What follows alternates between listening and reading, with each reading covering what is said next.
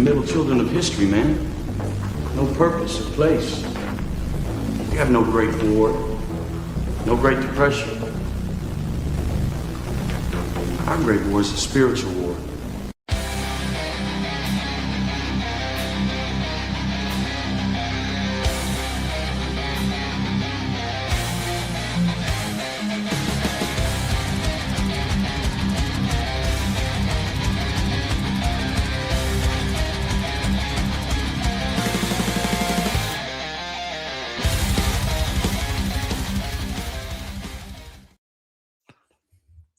It's been a while. It has. How you been? Getting better. Y'all on the mend? Yeah, hopefully. Good. Man, that funk that just like keeps circling around that everybody's getting all the time, and it just keeps coming back. Like we haven't had it since probably mid-December, but we've got a bunch of friends at church who have it. Okay. Yeah, I feel like someone in my household has been sick since Thanksgiving. I'm not even joking. I bet. It's not fun. How was the trip for the funeral? Oh, I mean, the funeral was exactly what I expected. I bet it was. Let's see. I bet it was. So not at the funeral, but then so the funeral was on the Friday, and then the Sunday after, we went to the closest parish to the Airbnb we were staying at, because you always have that last day is always busy because you got to check out at a certain time and then find some place to go to mass and then drive 4 hours home. So we went to the local Novus Ordo. I had never been there. Looked like a pretty church. I'm thinking maybe not going to be so bad. Let me tell you, I was wrong. I was so wrong. Let's see. When I knelt for communion. So first off, this parish, I don't know how many people, 300-400, right? 90% of them 60 and older, of course. They had 10 Eucharistic ministers, and it took longer than your average Latin Mass, communion, of course. Golly. So my whole family had to do the rigmarole just to get to the priest for communion. We're about the last people in line because we came from all the way the other side of the church. But I go to kneel down, and the priest is so surprised he literally steps back. Like he's like, I just stick out my tongue, and then he almost drops it putting on my tongue because not only was he surprised by me kneeling, apparently no one receives on the tongue there either. So that was fun weekend. Yeah, we so with this last week we had a mission at one of the parishes here. Father Lawrence Carney came in from the Holy Face Devotion. Yeah, and it was like 4 nights. So it was like 3 nights of theory, 1 night of like practical application was the last night. But I only got to go 1 night. I went the third night, and he was going over how for communism and everything. But he kept stressing. He's like, if you don't go to a Latin Mass now, he goes, you need to go. And this is not a Latin Mass parish he's having this at. Really? He's like, you need to go to a Latin. He's like, there is no more reverence. And you could see like the pearl clutching happening in the midst of it. Yeah. It's like, but he just kept on it, and nobody like pushed back on him. But it's rare that I'm around a priest that he just radiates holiness and reverence. Yeah. And other than in person, his voice sounds like Kermit the Frog. Other than that, right? Like this, anybody would be blessed to have him as their parish priest. I don't like he had a really off opinion about the SSPX, but I'll give that to him. But other than that, man, it was like, I enjoyed it a lot. And then my wife went the 4th night. And she's like, I didn't know what was going on, but I loved it. Because I couldn't go the 4th night because we went to the Feast of St. Joseph, and my son was serving. But she got to go by herself. And it's rare that my wife gets to go anything by herself like that. And so she got to go, and she loved it. She liked him, and she really enjoyed what he had to say. Yeah. But, I want to show y'all something, and I want y'all to realize how back we are. Okay. We've never been so back. I saw another Hold on, let me see if I can find it real quick. Same thing, but it was from a completely different like publication and place. Let's see here. Who sent it? This comment's 100% correct. What we are seeing is a massive influx of TLM and TLM adjacent parishes, right? Like very reverent Novus Ordos. We have a couple in the diocese that are ad orientem, and they are just sucking up everybody. And then we've seen a lot more people come to our Latin Mass the last 4 or 5 weeks as well. And regardless of what the polls say, there is a resurgence going on right now. Intellectually honest people are looking for the most truth, and they're finding it at the Catholic Church because that's the only place. What's I'm not going to say funny because I actually think it was completely intended. Hold on, I did find that tweet here real quick. So this tweet that was retweeted by Jason, of course. He would be one to retweet this. Jason is one of my favorite follows. There is no more troll poster than he is. Researchers. So yours was from Toronto. Apparently, researchers in New Jersey are also warning that the R word is making a resurgence. Look, there's no such thing as an R word or an N word, right? It's just retard. Like, no one's scared of saying retard. Not anymore. No. Like it was, you got to be pretty gay to care about retard. I saw one of those clips like, look, I don't call retards retard. I call retarded people retard. Yeah. And everyone knows exactly what that means. 100%. There's no obfuscation there. There's no, like kind of trying to dance around it. Everyone knows exactly. Speaking of the gamer words, Anthony and I think we have a fun segment for locals possibly sometime soon. We're going to take the old Jim Crow voting test to see if we would be allowed to vote under Jim Crow. I don't think that's going to be good. It'll be interesting. Yeah, that's not going to be good at all. I don't think that's going to go the way y'all think it is.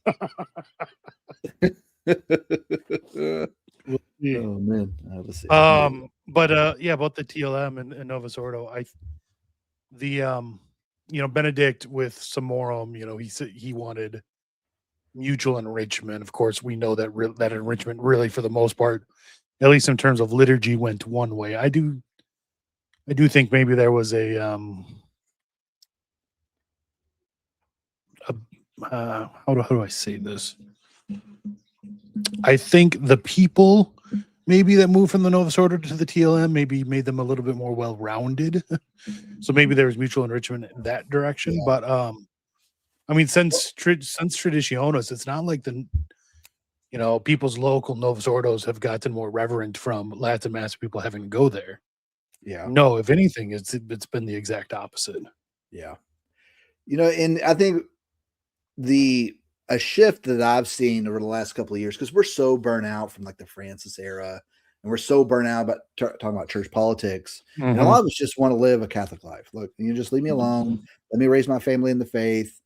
Especially here in Birmingham, our bishop has been very helpful in the Latin Mass, but he's not one we expected to be that. Well, I didn't expect, especially where he came from and everything, and some of the turmoil that was surrounding him when he came here. But he's let us have our masses, and he's not said anything, right? He's not trying to take them from us or anything. I'm very grateful for that, and he's allowing us to live our Catholic life. But so, like, you guys aren't even running on a 2-year-long like dispensation or anything like that. We're on a nothing. Yeah, I don't even think he's asking permission, right? But he also has some really good priests who are advising him as well. Yeah. But the thing I have noticed when we have new people come to the Latin Mass, there's these phases they go through. Right. The first phase that I've noticed is they go through the awe of like, I can't, this is amazing. This is a beautiful Mass. Right. And they go that's a short-lived stint. And then it turns to anger. It's almost like the 5 stages of grief. Yeah. So then, you're going to anger. And then it's like, I cannot believe this was taken from us. Yeah. Why have I not had this my entire life? Because what people do is they have some introspection about, Like I may have not gone through life and made the mistakes I did if I had this support and this reference of the mass and the representation of how we should worship God. And we still see it now. Like, we've got guys that come to the Latin mass now, and they've got a chip on their shoulder, right? And they're all of a sudden they're like TLM supremacy. Look, I'm a TLM supremacist myself. I think everyone should go to the Latin mass or whatever your ethnic orientation of the mass is, or the Eastern Catholic, whatever it is, the most reverent mass you can go to. Other than the ordinary, that's a blasphemous. Back to calling Easterners ethnics. I love it. So we're bringing it back, baby. But there's this chip on their shoulder they have because they want everyone else to see what they've seen the treasure, and they want to bring it, and they're angry and they don't really know how to charitably go about it. And you're in that stage for a couple of years, most of the time. Some people are short-lived, but on average, they're in that for a couple of years, and it can really turn people away from wanting to go to Latin mass if that's your representation of it. Yeah. And then eventually you get to this point of like, look, I'm tired of being angry all the time. I just want to worship God. Right. They're definitely, I think that's where like you and me and Anthony are at, and a lot of other people that watch your show. We've hit that stage, and I think that's going to do a lot better for the faith because we're not trying to beat it in anybody's brain anymore. Like, if you don't go to the Latin mass, you're not a real Catholic. Like, you may not have access to it. Yeah. Right. And I get that. A lot of places don't. If they took our Latin mass away, we would not have a third order to go to, or a traditional order to go to. I mean, so I'd be out in the wind. Like, what would I do? Right. And a lot of people are in that position where the near, like y'all are 2 hours away from the nearest one. Y'all are making a 4-hour round trip every Sunday. And that's crazy that you have to do that. Right. But it also shows your commitment, and it shows what you're willing to go through to get the faith as it was passed down from our ancestors. And I think we're going to see a lot bigger resurgence now. The children. Yeah, the children. I think we're going to see a bigger resurgence now because we are much more capable of charitably explaining the faith and expressing the faith now that we're out of that. A lot of us out of that anger stage. Because I think like the last 5 years, 6 years of the Francis pontificate was nothing but anger. It felt that way. Yeah. Anger or depression. Yeah. But I think that's also why a lot of us haven't just like gone guns a-blazing about this Pope Leo and Pachamama fiasco, right? Like, what do we expect? Like, these people were raised 31 years ago in horrible seminaries, right? And how long did it take me to come out of that? And they were formed much more deeper than I was. So that brainwashing is there. It takes a while to get out of that brainwashing. I mean, I was a Catholic in the mid-90s. Yeah. I would not be surprised if any priest that was a priest in the mid-90s had pictures like that. Now, should we expect more of them? Absolutely. Yeah. Absolutely, we should. But we also have to be realistic. Like, what the hell do you expect, people? Right. And not that we should accept it, but we should understand the situations they came from. And not that we're excusing it, but don't be surprised anymore. Like 50% of clergy out there are probably gay. And that I would say probably on the low number, but yeah. Yeah, I'm trying to give a benefit of the doubt here. But because like I'm blessed in a good diocese. We have a very orthodox diocese, but I've been to dioceses where I could see it'd be a much higher number. So it's a wasteland out there, and we got to have charity for people who don't have access to what we have access to. I mean, of that weekend with the funeral, the two priests of the two parishes, yeah, there's no way they were straight men. No way. Yeah, we've got one here. He smells of patchouli and wears sandals all the time, and he doesn't do the confiteor in his Novus Ordo. Pretty sure he's gay. Now, our local Novus Ordo priest does wear sandals all the time, but that's just because he's kind of like a hipster. Okay. Super long beard, wears sandals, likes to hike. Does he ride one of those like one wheel big bikes, with like the tiny wheel in the back? No, Subaru, but he's not a lesbian, I swear. Yeah. I actually like our local Novus Ordo priest, but there are, so I've seen in my experience may vary to yours. There are two big issues with India with the dot priests. One is I can't understand them. Yeah, that is an issue. The second issue is they have when they come here, they have a much higher rate of sexual assault than any other priests. I also just tend to think their formation is terrible. Probably. That's more than likely correct. Yep. Look at some of these comments. Definitely hipster. Yep. Stay away from the Bajit priests if you can. Some of them are good. I've met a few that are pretty good. But a majority of them, I just, not having anything against them, I just can't understand them, man.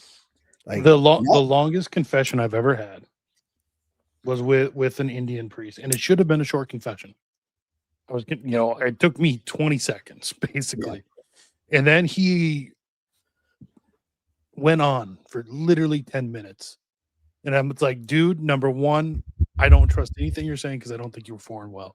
2, I cannot understand a word you're saying. 3, just give me my penance.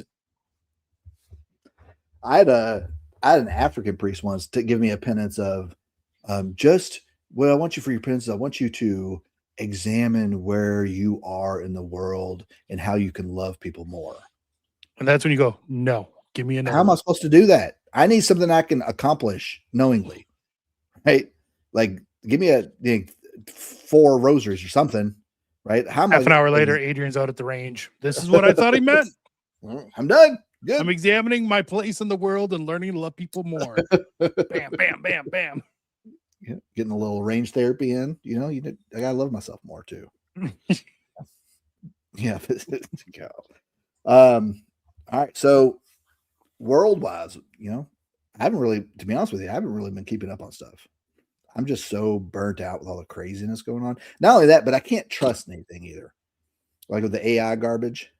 I gotta do something else wrong. This war has been weird. There's almost nothing as to what's actually going on out there. Like, is Netanyahu alive? I don't know. No idea. Maybe not. Because every time he comes out with something, it's never, in public. And no one other than Mike Huckabee vouches for him there. And I don't trust him as far as I can throw him. And then there's videos of his wife, going about herself on these, conference calls. And she looks like she's been crying for like 22 days, like. Has it been that long already? I mean, it's been almost 2 weeks since March the 9th, right? So we're at 14 days. So yeah, 2 weeks today is when he supposedly was killed. Look, that, Ocean, that was his wife because she looked haggard. That's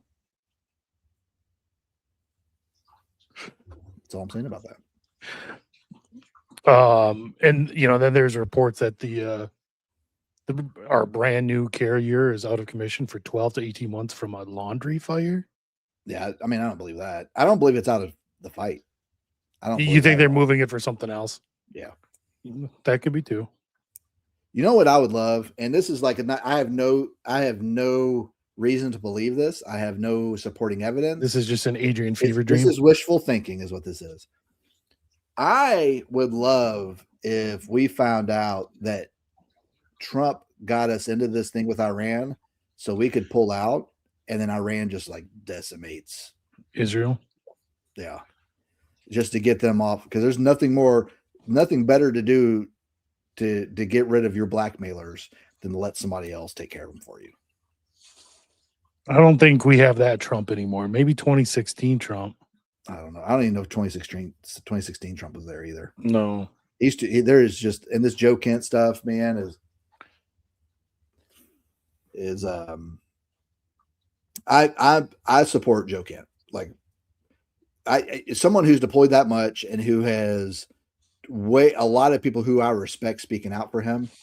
I'm much more on his side than anything. I think he saw the beast and he realized how bad it was and he got out. He's like, I can't do anything here. I'm not going out. What, 11 deployments with the 75th? Yeah. Like, that's nothing to sneeze at. Paul, you talking about Timu QAnon? Yeah. That dude, you can't believe a thing that dude says. No, he's an idiot. He has been blatantly wrong about just basic historical facts. Joe Kent lost his wife during the fight against ISIS, right? Yeah. In Syria. Mm-hmm. Yeah. And then supposedly Sebastian Gorka, whatever his name is, who's Yeah. the director of the counterterrorism, whatever. Like it's all messed up in his lies. He's talking about he talked with someone from Team One from the Green Berets, and they knew him. Like first of all, Green Berets don't have teams. No, They it's have not. ODAs. They're not SEAL teams, man. No, they have ODAs. So obviously you didn't talk to anybody, and you're just making stuff up. It's I don't know what to believe on anything. I think AI is mucking things up and making things murkier, and I think that's intended. Yeah. I think it's intended for us to be confused and not have all the correct facts, and other than what you can see with your own eyes. At this point, we can't believe anything that's going on. I mean, I think so. Like we've heard that there's A10s now operating over there. Yeah, You don't operate the A10 unless there is no anti-air to speak of. Yeah. So like, and I've seen that they're saying that Apaches are operating. So like, there's no more anti-air defense. The Strait of Hormuz is closed mostly because the civilian ships don't want to chance it, but like none of our naval ships really have to worry going through there, with all of their surface to air missiles. So do you think we go after that island? Karg Island. I think it would be dumb. There's no reason to. I mean, that I can see. Maybe they have information I don't, but based on the open source information that I have, it's not worth the risk of American deaths. Yeah, agreed. At all. Like not when we have air superiority like that. You get A10s because you can get an A10 down about 100 feet off the deck, right? They can do whatever they want at that point. I don't think it's worth it, but who am I to tell some guy not to be able to go get his? I got mine. Why can't he get his? That's true. Who is that? Not sure. I mean, I see them on the channel all the time. I don't know them personally. Thanks for watching. Here's your shout out. I appreciate you watching. Hopefully, we're giving you enough information to keep you around. Paul used to live on Karg Island. That's crazy. I don't know is that what he means? I don't know, but that'd be crazy if it was. That would be crazy. Why would you're saying there's access to Agartha from Karg Island? Then we have to take it. Oh, in Dubai. Man. At what point do you think Russia will join in? I think they're so tapped out, man. They can't. Yeah, man. all they can do is provide, tertiary support like intel and stuff. That's about it. They're using North Koreans, and in Ukraine they don't have much left. They're putting 60-year-olds on the front line. Like they're pretty tapped. They can't do anything. That's such a quagmire for them over there right now. And they can't pull out and save face. No. I do think it's insane. Well, not as nice. It's on brand, but for Iran to start taking out everybody's power, right? And desalination plants. Like, hey, if they're going down, everybody's going down with them. Everybody's going to, dehydrate together, I guess. I mean, to be fair, it's just the Israeli playbook without nukes. It is, and we'd really know if the Iranians were going by the Israeli playbook if they took over an area and started blasting pornography everywhere.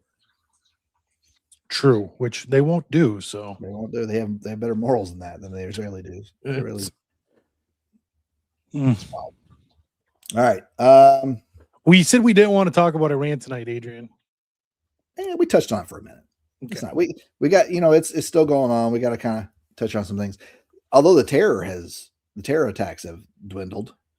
Yeah. So I wonder if they're pulling back as a negotiating tactic or what. I don't know.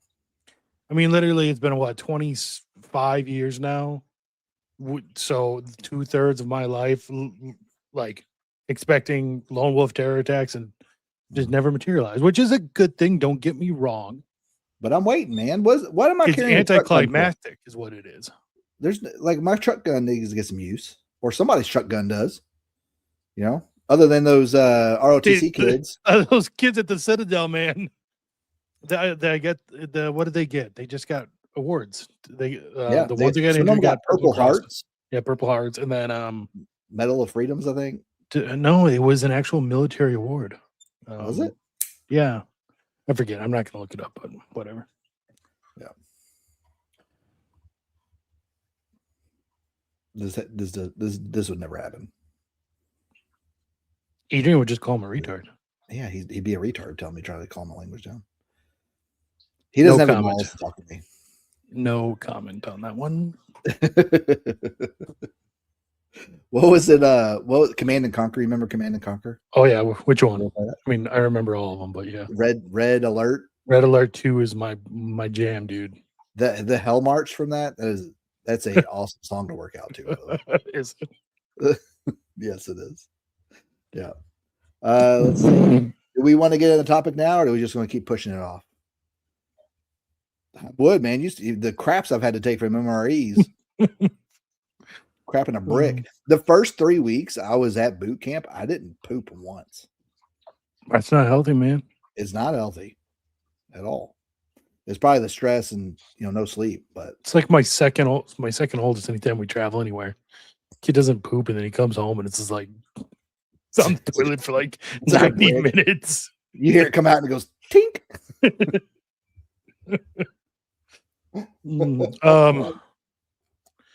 Okay, so you wanted to go over each of our top 5 lists for resources to become reliant. What did we say? Self-reliant? Yeah, self-reliant. Yeah. I didn't know exactly what you meant. Hey, that's even better. So like mine are like, I didn't know if you meant specifics or if you wanted more general. So I went general. I hope you maybe went specific. I went pretty specific, yeah. So Okay. I've got some resources here. My last one is a big one that everyone can have access to without having to buy anything. But the first one I want to go over is, for those of y'all who don't know him, all of the Tactical Wisdom books. Yep, I got mine right up on my save. So the first one we went over when we did Get Home Bags. And we did something else out of here, but this is first aid. Yeah, first aid's a good one, yeah, as well. I don't have that one because I'm way beyond that knowledge wise. But I would suggest anybody else who doesn't have any type of first aid background to get it. But the baseline is the priority number one. And just to give you all an idea of some of the contents, he goes over everything from general awareness skills, minimum first aid and supplies, the bare minimum supplies, and he goes into like how much food, how much water you should have on hand. Outside of the FEMA recommendations, the FEMA recommendation is like 3 days of food, 6 days of water, I think is what the official is now. Goes into basic survival kit. We did the Get Home Bag, which is a good one, gives you some ideas and like a baseline. The belt kit, I'm not a big fan. I have a gun belt, right? And I don't really train with it a lot.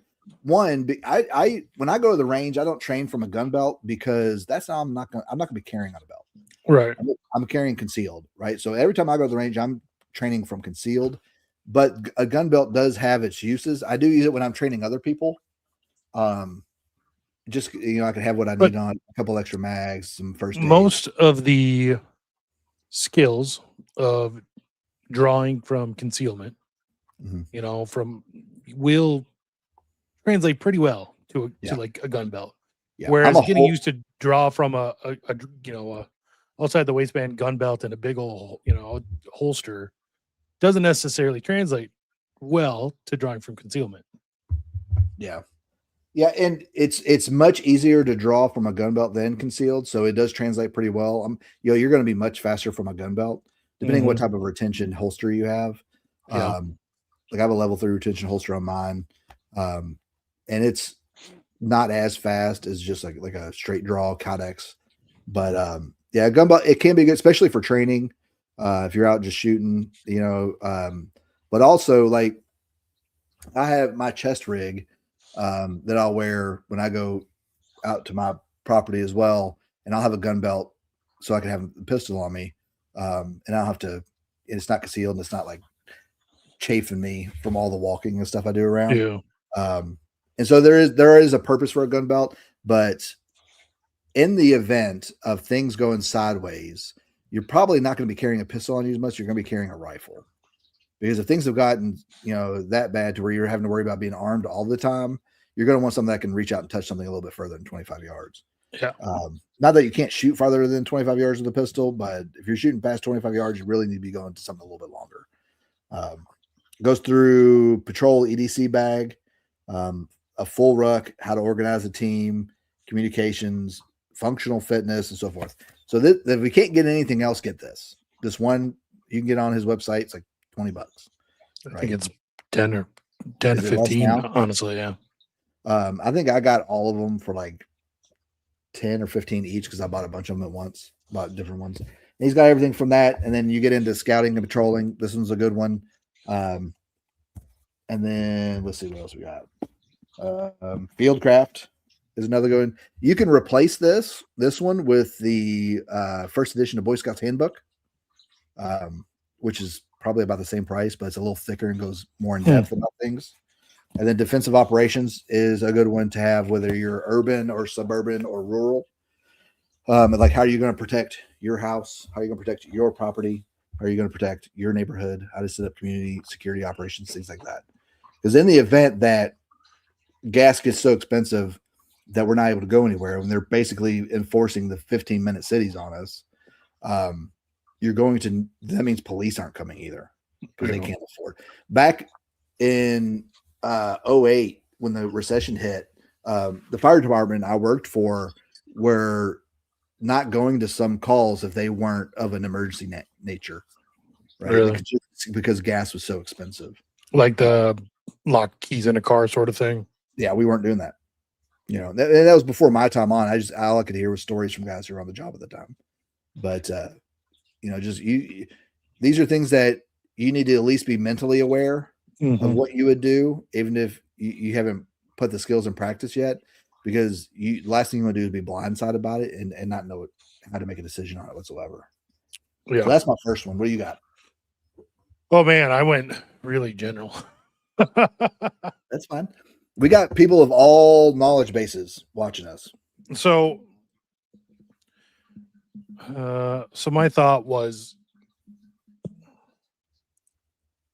what motivates someone to do all this work, to buy all these things, learn all these skills, practice all this stuff?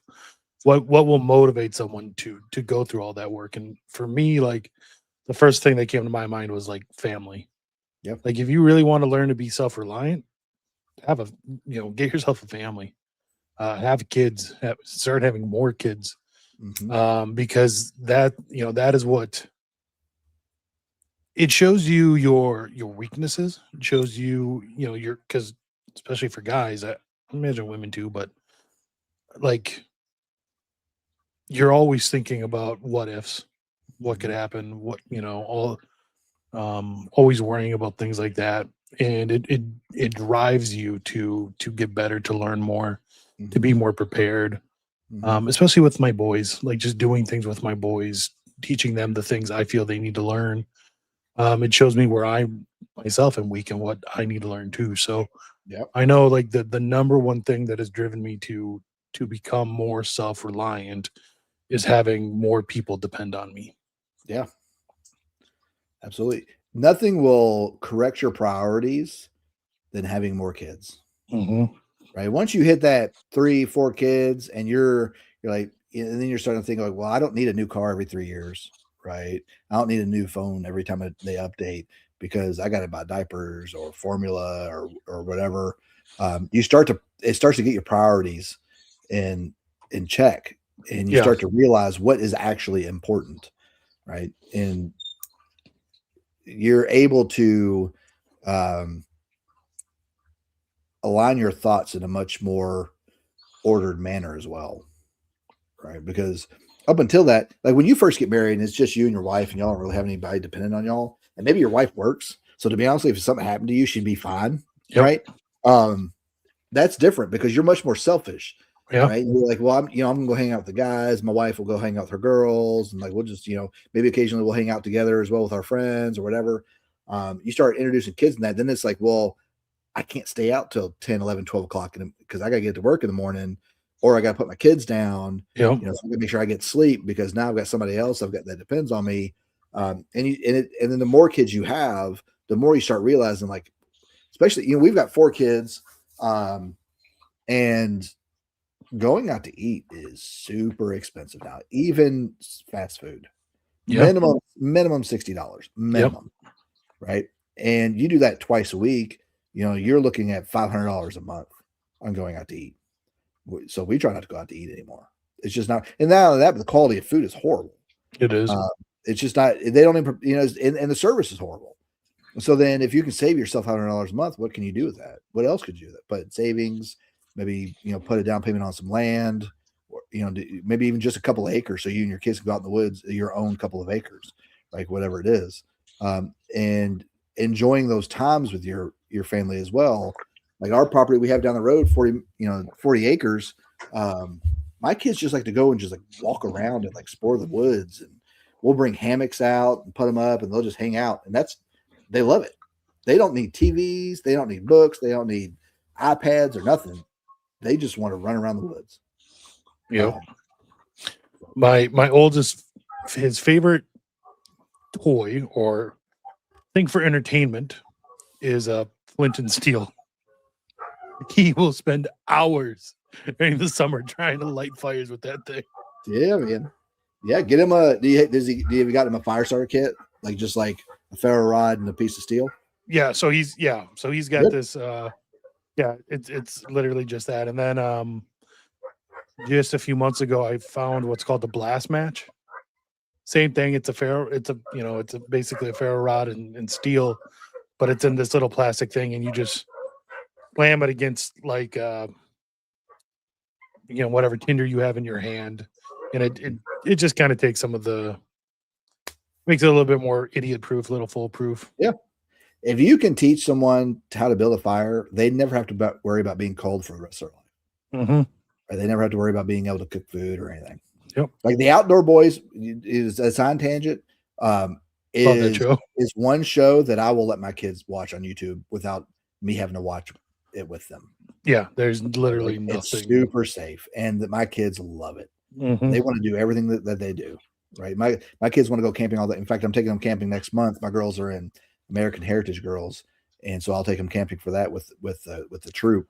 And they love it. And my boy comes, and we just do it like a family thing with everybody, and they want to be involved in all that. So exposing your kids to good resources and good role models, and not role models as someone to emulate, to try and be like, but someone that's using the skills that you want them to have, so they can see how they can be beneficial to them. No, I would not let my kids watch Avoiding Babylon. That's fair. No, just how it goes. All right. Go ahead. Paul wants to know what's our gun to dependent ratio. Look, there's a fine balance. Look, I'm never, if you can afford it, buy as many guns as you want, right? Have an equal amount of ammo though. Yes. But me, what I've done for my family is I have a rifle for everyone in my house. Now, whether they can shoot it or not, that's a different story, right? Some of them are way too small. I've got a 6-year-old girl. The rifle probably weighs as much as she does. Yeah. But when she leaves this house, she will get a rifle. And she will know how to shoot it really well before she leaves this house. So that's where I'm at. I think a lot of guys buy way too many firearms that they should be buying ammo and training. This is Adrian calling me out right now, guys. What? Now, if you can afford it, go for it. But you need to be buying training too. Yeah. Like when I train guys, I tell them all the time, look, I'm not the only way to do it. I am a way to do it. This is the way I like. Right? You need to go get training from other guys to figure out the way that you like to do it. Right? And get training from multiple different guys. Now, you have to be careful who you get training from sometimes, but if you get good references, anybody that claims to be an NRA instructor, steer clear. Stay away from them. You can become an NRA instructor off of an online class. Yeah. I know what you're doing. Like there's no, the bar is on the floor at this point with NRA instructors. But there are good ones like War Lizard out in Arizona. Here in Alabama, we've got Light Horse Tactical. In Georgia, they've got a few. Warrior Poet has some good classes. They're a little pricey. I don't know if I'd pay for them, but There's some pretty good classes if you can afford it. And because the problem is when you go to buy classes, $400 for 2 days, you're also spending $400 in ammo. Mm-hmm. Right, that doesn't include the ammo cost. So Nope. you're spending $800 in a class, the amount of ammo you're going to shoot. So you have to be aware of that. But just find a good trainer near you. You know, don't worry about how many guns you have. Worry about making sure you can use the one you got. The downside for me is their training near me is 4 hours away. Yeah, you're probably going to have to be at a point where you find somebody has like some good online classes. Like Warrior Post Society puts his on his app or whatever it is you can subscribe to. Right. And then go out and try and put them in practice. Yeah. Right. If you don't have access to a trainer near you, find someone that puts them online and just try and put them into practice the best you can. It's certainly more expensive. I know that. Yes. Yeah. I'm running low, man. I'm running low. It has been shipped. Adrian, Help is don't on the worry. way. So once I get it, I will send it right to you. All right. My next one. I know a lot of y'all, I've turned a lot of y'all onto him in the Telegram chat. So if you're not in the Telegram, get in Telegram. But this book is by Mike Shelby. There we go. The Area Intelligence Handbook. In the Marine Corps, of which I have experience, working in Intel, there's always this chicken and egg conundrum, right? Does Intel drive operations or do operations drive Intel? In my opinion, and I come from Intel, so I'm biased, Intel drives operations. Right now, you can pick up more Intel from operations. Yeah. But most successful operations are based off good Intel. And the Area Intelligence Handbook, what it does is it allows you to set to procure the skills to be able to understand your area and who are the actors in your area. So we had black, gray, white lists, right? Black guys are, black ocean. You should be aware of this. People we want to stay away from. Gray for people who are kind of in the middle, right? And then white who are good guys, right? And establishing who's the good actors in your area, the bad actors, what their motivations are, and things like that. So you're not caught off guard. Say things go sideways for a little bit, and you start getting brownouts once a week to figure out who are the people who are most at risk of visiting some of the violence on you. Mm-hmm.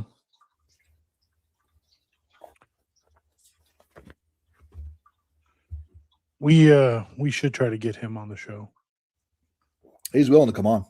I've talked to him. He'd be happy to come on. Any Monday, man.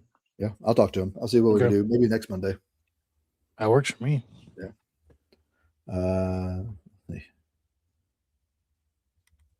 There were some. Nope, I'm gonna pass on that. All right, what you got? What's your next one? My next one is so once again they're all very general, but my next one can be a little to be self-reliant. This might not make a ton of sense, but I think to be really self-reliant, I need $7,000. How are we doing this? Yeah, that would be nice. I mean, I would probably just buy a gun with it. I mean, let's be honest, but to be self-reliant, you need a community. Yeah. Which, and like I said, it might not make a lot of sense right off the bat, but no one ever can really truly be like entirely self-reliant. You do need to rely on others because you can't know everything, you can't do everything. There's not enough time in the day to practice every skill that you would need, in life. Which is why human communities developed in the first place. Really? Yes. So you need some sort of community, and I know it's something for me that's not easy because the community I live in is already super small, and the subset of that's willing to go through stuff like this and learn stuff like this is even smaller. But that's why we have things like this show and the Telegram chat, and there's lots of things online and just out there. So you got to find a community that's going to help you, prepare and help you learn the things you need to know. Yeah, you're exactly correct. The lone wolf theory is dead in the water, right? You cannot survive on your own. You absolutely need a community. In fact, my wife and I have been discussing, do we move closer and just go from, we're on 7 acres now. Do we go down to maybe 2 or 3, and we're closer, one, to the sacraments than we are now, and 2, we're closer to some of our friends, and that we can have because as it is now where I live, I'm 10 minutes away from one family, and then everybody else is like 40 minutes away. Right. And so there's not although I'm, all of my community interaction is from me making the drive. Yeah. Right. And not a lot of people are willing to come out here, for that. So we're in that discussion now. Like, do we do that? Do we stay where we're at? And that decision may be taken away from us. We may not have an option. We may not be able to sell the house for whatever reason. And I'm not shouldering 2 mortgage payments. Right. And on top of that, maybe I can't find anything that's good, that will work for what we need it to, because I still, maybe I won't be able to do cows like I do now, but maybe I could just do pigs and chickens. Pigs are super simple, and plus, like, they're quick turnaround. But it's a matter of, like, we're having a discussion now, because is that what's important to us? Do we want to be closer to community? As it is now, I've got friends that at the parish, I'm like, look, if something goes down, bring your family, bring all your weapons, all your ammo, and all your food, and we'll pack like sardines in this house. Yeah. We'll have access. I have access to everything I need here. We'll commandeer this 200 acres next to me that they're not doing anything with right now. We'll just take it. They won't be able to do anything about it. But that's a decision. A lot of y'all are moving because you want to be closer to a Latin Mass, but it's more of an aspect of wanting to be closer to the community of the Latin Mass than anything. Yeah, community is super important for your faith life as well, and that's something that we struggle with. Is we are very different from the local Catholic community, in terms of being trad leaning and also not 70 years old. So it's hard to fit in there, and then the Latin Mass community is so far away, and everyone's so spread out that you see them once a week, and that's it. So having community is just hard. But like you said, like, moving, is that an option? Sure, but if we're going to move, I want to move to a place that I know has a not something more than just a temporary, like, Latin Mass community. And sorry, but right now, like, all your diocesan Latin Mass communities are kind of just temporary. Yeah. So until that gets figured out and solidified, I'm not going to pick up and move our whole lives, to be closer to, like, cities that we want to get away from, only for that to get up and disappear too. So, yeah, the Latin Mass, diocesan Latin Masses have that sword of Damocles hanging over them at all always times. Yeah. Right. Even in our parish here, everyone's still spread out because we can't live near the parish because it's a horrible crime-ridden area. Yeah. And so it's not like we can all just take it over. Now, if we ever get like a wealthy benefactor that comes in and just buys like the 5 blocks around it, maybe we could turn it into a little enclave, right? But until that happens, everybody spread to the winds, even in our parish, and so we all have to make that decision of where our priorities lay and what we're willing to do. Like you and I, your drive is twice as long as mine, or a little bit more, but it's what we're willing to do right now. But when things get rough, will I be able to make that drive? That's where the decision comes in. Do we move? Do we move closer to be able to have access to it? Yeah. Maybe I'll go from a 45-minute drive to a 25-minute drive. That makes it a little easier. So it's just, everyone has to make that decision for yourself and what's best for you and your family. Yeah. Yeah. And this is largely true. It's largely foolhardy to move to, closer to anything church related, because it is, even if you're not a Latin Mass goer and there's a Novus Ordo parish you like that you want to move closer to, sorry, that priest is going to be there 6 years, 10 years at most. You know what I mean? Like, and then you're going to get Father Joe come in, and he's going to put the tabernacle in a room somewhere down the hall, and he's going to do what he wants to do. Even at some of the FSSP parishes, specifically, I'll talk about the one in Georgia. they're going through an issue right now where they have wealthy parishioners who are trying to get them to move the parish away from where it's at now, because they Really? want to be closer to it, right? And a lot of people have moved to be around that parish. And what are those people supposed to do now? You know, if you move it further away from where it is now, and that's even having an FSSP parish. So it's very rough to move near these things because you never know what's going to happen. Yeah. All right, let's do my third one. Look, I'm giving you all tangible things, and Rob's coming in here with like theory, and you're getting the best of both worlds here. Y'all are going to remember much more of what Rob's putting out than what I am. Yeah, but yours are more. Yours, like you said, they are tangible. Yeah, y'all are just going to remember like Adrian's trying to hawk books to us. I have no affiliate links, by the way. I get paid nothing. Just wait till we get to my fourth point or third point with this, which is just plain books. Buy books. They're good. Learn to read. So my third one is the Gorilla's Guide to Baofeng Radio. For those of y'all that don't know anything about comms, this is a good introduction. He explains it to you like you're a retard, because you probably are. When it comes to figuring out those radios, I feel like a retard. Man, I've got my ham license, and I still feel stupid using these things. But knowing how to communicate, just basics, even if you just get them for like the GMRS channels, which is basically just you put a channel in and it works like a walkie-talkie with a little bit extra range. Yeah. Even if you just do that, you need to have a way to be able to communicate. For example, here on my property, when we're milking the cows, I'll have a radio on me so my kids can talk to me in the morning when they get up. Like, hey, Daddy, what are you doing? I'm milking the cows. That way they're not calling my cell phone, right? Because I may not hear it or I may not get the signal. But that radio's catching me anywhere on my property. It'll stretch the entire length of my property and get good signal. And then also having that as a secondary means of communication with your friends. Right? If you can't get through to them on the cell phone, like it happened in 9/11 and all the cell phone towers were clogged up with people trying to make calls, you've got a secondary way of being able to communicate with people. Mm-hmm.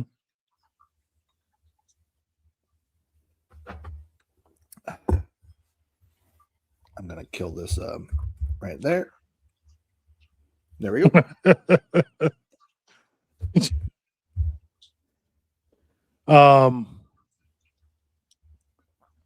So the Baofengs, for people who don't know, Baofeng is just a brand, right? Yeah. So you can go on Amazon, Google Baofeng, and they have a lot of different options, and they're on the most expensive ones are like $50, and you don't even need something even that expensive. Yeah, they're super cheap, especially just to get into and learn how to use. Mm-hmm. Because you can always upgrade a little bit and spend $20 extra bucks to get something that's a little bit more durable. But learning how to use it, first of all, is going to give you a whole lot more benefit. Absolutely. So as I already stated, my third one, books, just plain books. Tangible books, not ebooks. Yeah, right, tangible books. Because one, we see that they're literally editing books now that are 20, 30 years old to include things like TikTok in them. Yep. So yeah, if you have an ebook version, it's open to change at any time. Mm-hmm. And they could just remove it from your digital libraries.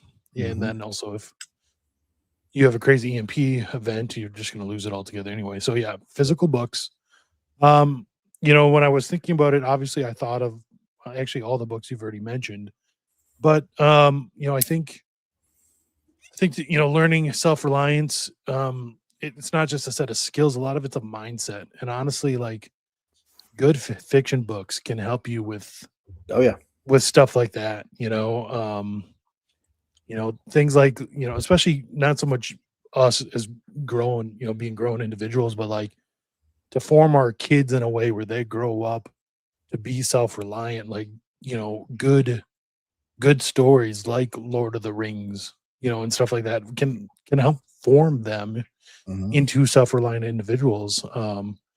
Growing up, a book like Hatchet by Brian Paulson, even My daughter loves Hatchet. Yeah, even Loves if it's not like it's not like super specific with all the survival techniques. It's more about teaching a mindset, you Yeah. know. And like, there was one book I read growing up, and it was meant for kids. I got it at like the Scholastic Book Fair. It was Basher 5-2, and it was about a pilot. It was a true story about a pilot who he was a F-16 pilot in over in Yugoslavia during the wars in the 90s there, and he was shot down over Yugoslavia and had to you know uh, had to do SEER basically to evade and get found and rescued and all that. And what he talked about throughout the whole book was just having the will to live. Yeah. You know, just always having the will to live and always fighting until eventually you win. And I think, oh, not Brian Paulson, Gary Paulson. Brian was the main character's name, right? In Hatchet. It's been a while since I read it. Maybe. I just know my kids freaked out when they read it, and there's a situation where they go and they find the plane under the water And the dead pilot's bodies still in there. it. Yeah. But yeah, I think reading and teaching your kids those stories and stuff like that can help make a self-reliant individual. Yeah. And showing them that you can get through this stuff. It may hurt for a little bit, but you can get through it. Right. And just giving them that resilient mindset of you don't just have to accept what happens to you. You can change it. Yeah. Right. Brian Robeson. See, your memory's on point. That's my wife. Yeah, Hatchet's a great one. So if y'all ever read, there's a couple of good like prepper series out there. Angry American makes a good one called the Coming Home series. Okay. It's a really good series. And it's basically about the power goes out. They don't say how. I don't think so anyway. It's been a while since I read it. But it's a series of books, and it goes from a guy who's in Florida and he's having to get home from like Tennessee, right when this thing happens, and what goes on, and like all the pitfalls of having to get home and everything. Another good series is 299 Days by Glenn Tate. It's not his real name. It's a pen name. That's a good series, and it is 299 Days actually reminds me more of what's going on now because it's about a slow collapse. More than anything, there's not like one event that happens and everything's crazy. It's like slowly we lose trust in our institutions. Slowly we start not getting power as often. Slowly it's harder to find food, whatever. And then it gets into rationing and how like the sheriff's departments turn into warlords, and like it's a good book series as well. And then you've got like the One Second After series, which was written by William Fortune, who was on the EMP commission, so he's very knowledgeable about EMPs. And he also does 1 year later and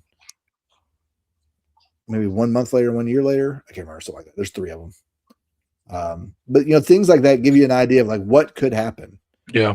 Right. I have an old videos I did on my channel 5 years ago about a gentleman who grew up in Kosovo during the fall of Yugoslavia and what happened. And just his story there. Maybe I'll leak it sometime so y'all can, and I just basically go over his story of what happens. It's over a couple of videos, but then I go over some like practical steps to do. But just getting an idea of the depravity that people can go through and being prepared for it, because we're going to be called to not only get our families through it, but you're also going to be called to take care of your neighbor. Yeah. When they need it, they come to you and they don't have any food. You need to be able to have some food to give them. Right. You need, whether it's like a pound of rice and here's some beans and hey, go on, like this will get you by for a few days, till you can figure something out. Or maybe you need to take them in and incorporate their labor into what you're doing, whatever it is. Right. Because we're not going to be we will not have the luxury of being able to turn people away if you have something that can help them. That's not what we do as Christians. And so, but unfortunately, a lot of people in this niche of the internet are all about selfish, themselves. all about, well, I'm going to take care of my family and everybody else I'll just shoot. Like that, you're going to last about a week because people are going to realize that, you can't be trusted and you're going to be taken out. You're going to have some type of marauders or raiders or somebody that's going to take everything you have.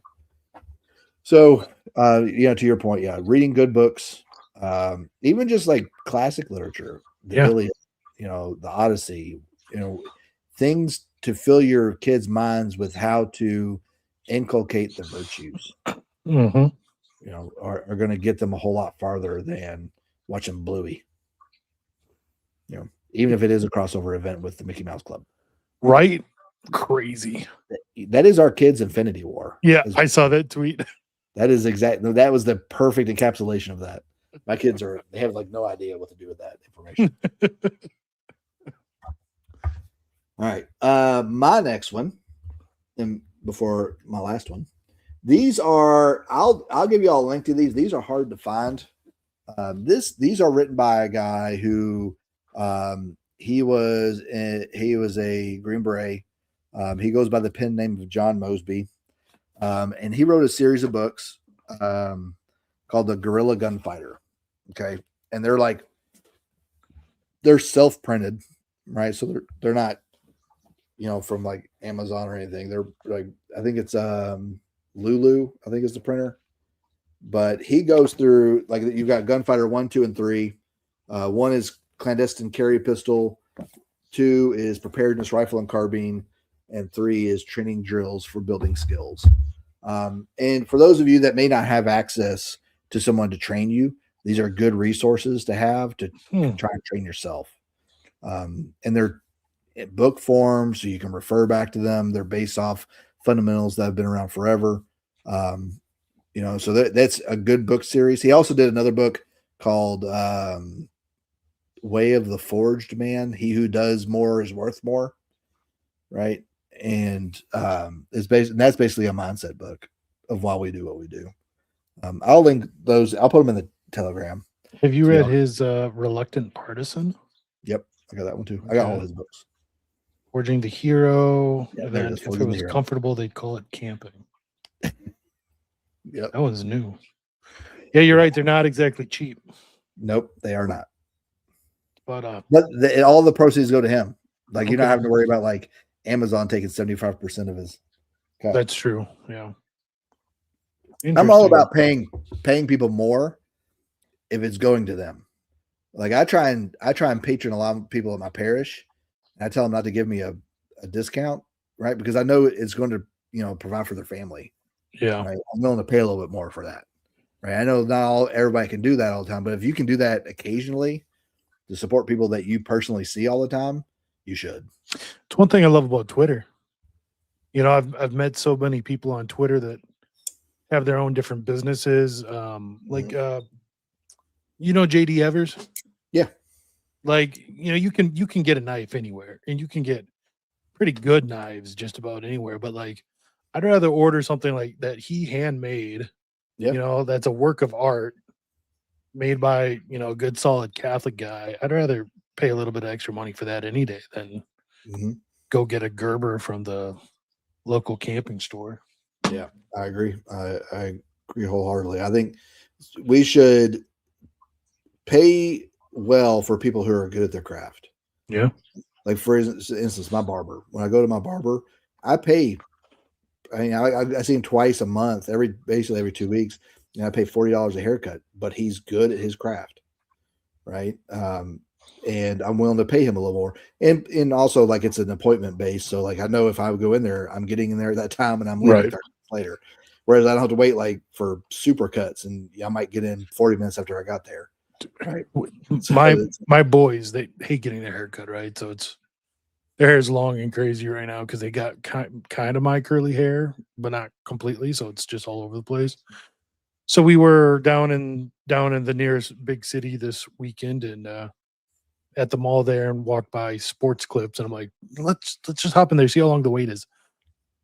6 hours. 6 hours. I'm like, sorry kids, you're not getting a haircut today. Yeah. Well, now the downside with my barber, if I miss my appointment, it's 3 weeks before I get in. Yeah, true. So like, I'm like, Ooh, with a little ragged for a few weeks.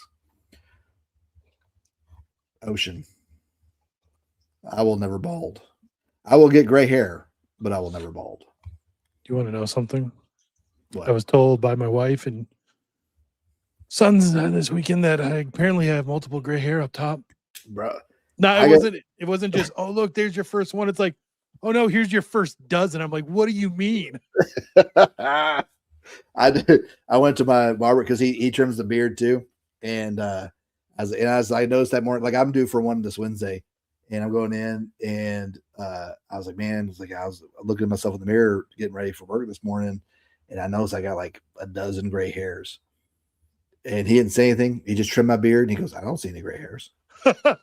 That's why I pay you. Adrian paid That's why I pay you. $40. That's right. That's exactly what it is. Lie to me, baby. Lie to me.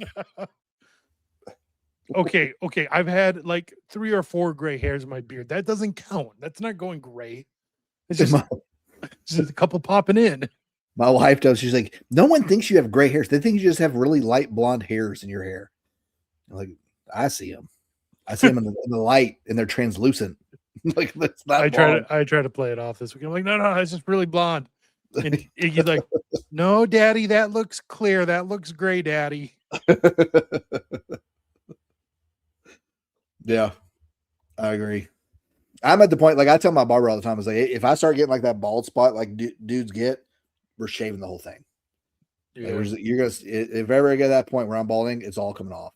I will never have the comb over, nothing. It's just, I will just have like the beard, and that's it. My dad didn't get the bald spot. He got, and mine's starting to do it. Is the forehead just got a little bit bigger, bigger and bigger and bigger until it was just a U, you know. Mm-hmm. There are 2 demographics that give the best fades: black guys and Dominicans. If you want to fade, you go to a black guy or a Dominican. And Adrian only knows this because he was a Marine. There's a lot of Dominican Marines. That's right. That's 100% correct.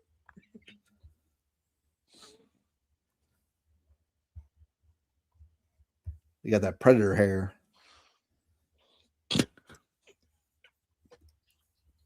The funny thing is, it's not even the first time that's been said on this show. Nope. We made that before. It was the predator forehead. The predator forehead. That's what it was. Yeah. Okay, so did you just go, or did I? I just went. Your number 4? Didn't I? Yeah, I did the gunfire. The Guerrilla series. Guides. Yeah.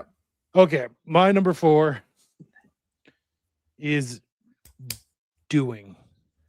just doing things like. Yeah. You can just do things like when I grew up, like we had a cabin up in the area I live in now, and like, so we did, I fished some, and we did a lot of camping and canoeing and stuff like that. But like, I never grew up hunting. My family wasn't big into guns, wasn't big into hunting, anything like that.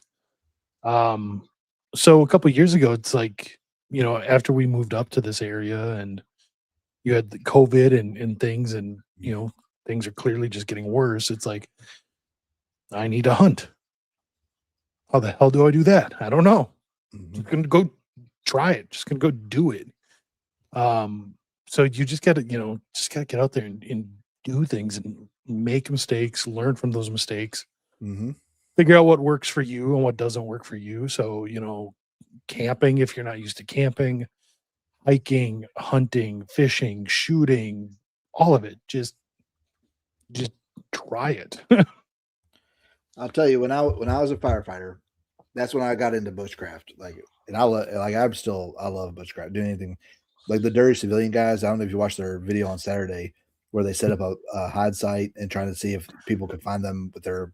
I did watch that today, actually. Yeah, that was a really good one. But I love bushcraft. Like I love doing that stuff. I love getting out and learning how. There's nothing more demoralizing than your 4-year-old daughter asking you, Daddy, why are you a firefighter and you can't make a fire? Yeah, like, girl, I can make a fire. I'm just trying to do it the hard way. And this wood's wet. Give me some gasoline and a lighter. We'll get this thing going. Yep. But yeah, just do stuff. Yeah, if you are going to so last year we grouse season goes from mid-September through end of the year, December 31st.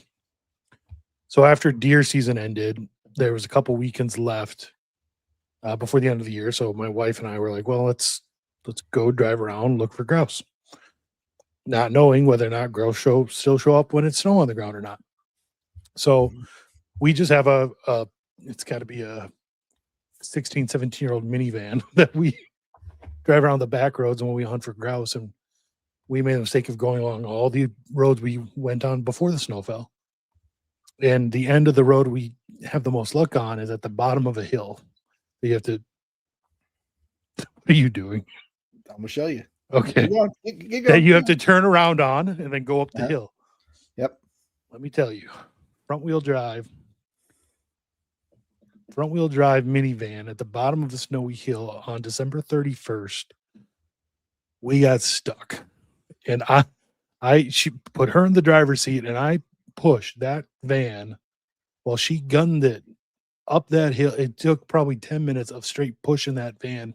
We got up to the top of the hill, and I just leaned against a rock and started throwing up. That's how much exertion it took. I mean, I get back in the car, and one of my sons goes, "Daddy, let's not go hunting in the snow again." All right, for y'all that haven't seen it, Chrysler is coming out with a 4-wheel drive all-terrain minivan. No way. The Chrysler Grizzly. It's got about 14 inches of clearance, right? And it's 4-wheel drive. It's got and you can get it in a V8. No. Yeah. Bro, talk about like your trad off-road vehicle. If you've got more than 4 kids, we're really more than 5 kids. You can't really fit in this thing. We're at 4 kids, and we need. Yeah, the minivan, like you're reaching capacity of minivan at this point. Yeah. But once you hit like 5 kids, unless you've got like an older one who doesn't need a booster seat at all, like you've pretty much outgrown the minivan. Chrysler Grizzly. Yeah. It's still only a concept. It's supposed to start on sale this year in the fall. In Japan, we had the Toyota Delica, which was a all-terrain 4-wheel drive van. I had one when I was in Okinawa, and it was amazing. In fact, it had a sunroof that was the entire roof of the vehicle, and I got in trouble. I got pulled over by MPs because one of my Marines, as I was driving, because you're driving on the other side of the road and the other side of the vehicle, and he decided to open up the window, right, and he got up on the roof and was like surfing on the top of my vehicle. And I got pulled over and got cited for it. Well, I mean, yeah. It was fun to me. I never got stuck on that thing. I used to go to a bunch of beaches, but there's no parking. It's just basically a bunch of like coral reef and shell parking areas. And so a lot of people get in there and like they would just spin out forever. But I think I got in and out of everything. It was amazing. I'm telling you, I wish they sold those $10,000-$15,000 most basic pickups imaginable here. I would like the perfect little not off-road, but side road hunting vehicle. Yeah. I'm looking for, like, I'm wanting to get like a 2013 or earlier diesel truck. Yeah. Just because I want to deal with the DEF and all that. Yeah. Oh. And you can find them. It's just a matter of, you're basically picking what mechanical issue do you want to deal with all the time. Like if you want to get like a Dodge with the Cummins and the Allison transmission and all that, but then you're dealing with mostly drivetrain issues occasionally. Mm-hmm. Or if you want to go, like I won't buy a Ford from that era. That era was not a good time for Fords. GMC, that was a pretty good era for GMCs. So, but I also want to go even further. I want to go back to like the 80s, like box style diesel truck, right? But then I know I'm going to have to do a lot of work to those things. Yeah. So it won't be like a daily drive or anything. You sent me a rusty but trusty. I'll trade you. I've got a 2008 Nissan Titan Pro 4X, only 180,000 miles on it. I'll trade you. How about that, Paul? It works great. It's just I need a diesel because I need to haul a little bit more than my truck will do. I tried I took 2 cows or 2 steers to get processed. Yeah. And there's this one portion in Alabama where I was basically going up like a 15% grade for 2 miles. And I didn't know this. I don't haul very often, so I was pretty retarded on this. But when you're hauling in my truck, you have to be in third gear. Okay. Right? You can't be in drive or overdrive. You really need to be in third gear. And I was going up this hill, and I got probably a mile and 3/4 up this hill, and all of a sudden, like my transmission fluid is burning. I'm pouring smoke out the back. I have a semi behind me that all of a sudden I just see him go, woo, just like pull back in my rearview mirror, and I barely got to the top of that thing. And I was like, man, I don't know. I almost didn't make it. I was not gonna be happy be stranded on the side of the road with 2 steers in the back of a trailer. Let's see. Look, we're bringing it back, baby. That and porch monkey, we're bringing it back. Oh,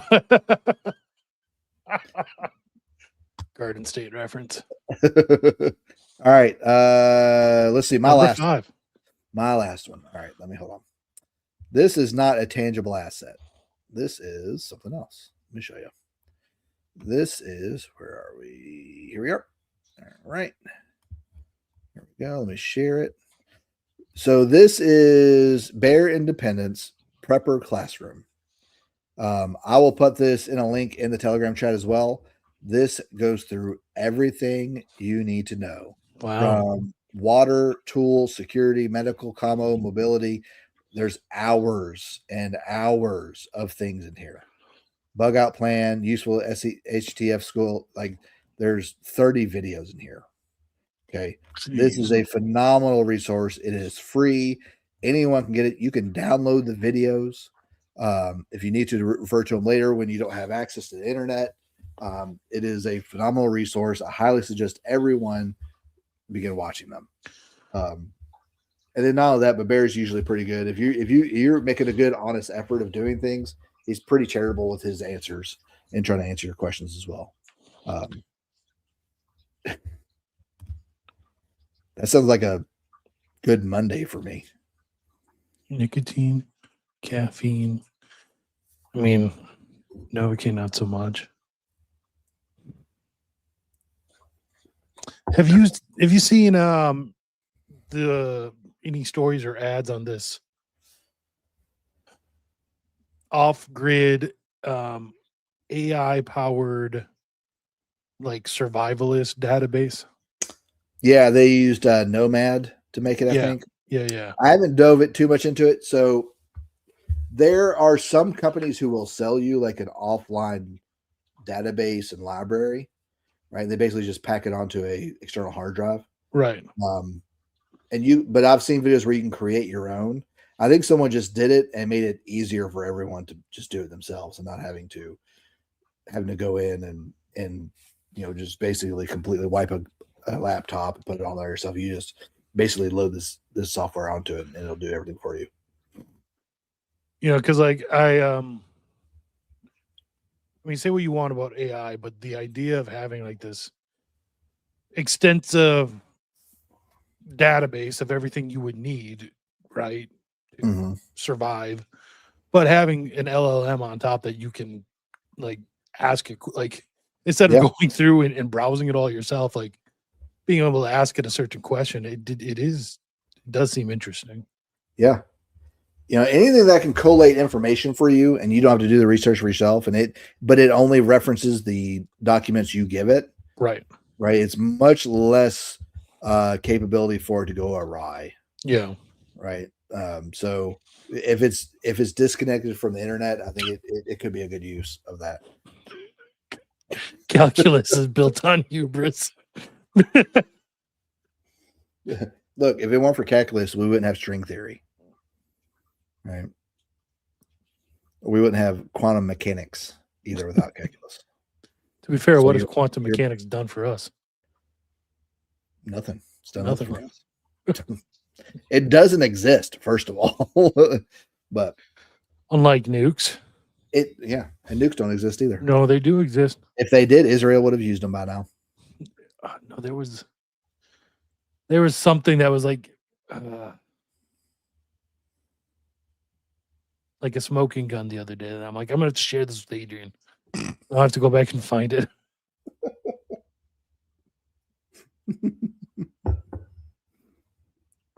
Look, see, I've always said FDR's legs was the smartest person that ever watches our show. For a second, I'm like, what the hell are you talking about, FDR's legs? And then I see that now. Why? What? I'm here by myself now. I can say whatever I want, and Rob can't do a thing about it. I clicked the back button on my mouse and it backed out. I thought you were protesting string theory. For oil, man, this is Dune in real life. Oil is just spice. Yeah. And wait, did you ever watch? Have you watched the new Dune, like 1 and 2? Yeah, I've watched 1 and 2. Like nukes are still like the worst thing, the biggest weapon they have. These people can travel galaxies, and you're telling me nukes are still the biggest weapon you have? Well, that and if lasers hit their shield, it's like a nuke. Yeah. Right. Yeah. And you know what? The Timu QAnon guy, he has a bachelor's in English. He has no background in philosophy. He has no background in history. Are you saying that's the only degree he has? That is the only degree he has. He is a bachelor's in English. Wow. Yeah. I was going to say something really bad about people who have degrees in English, but then I forget that I'm friends with Cale Zeldin. That's like listening to Anthony about theology. You know, no comment on that one. The sad part is Anthony's theology is better than most priests. It is. He's literally self-taught. He's like an idiot savant when it comes to the elder brother theory. That's a great tweet. Hold on. Just cut it and post it. Anthony Abate, the idiot savant of elder brother theology.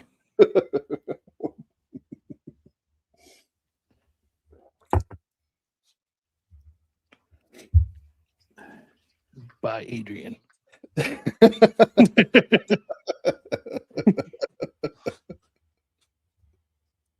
Oh man.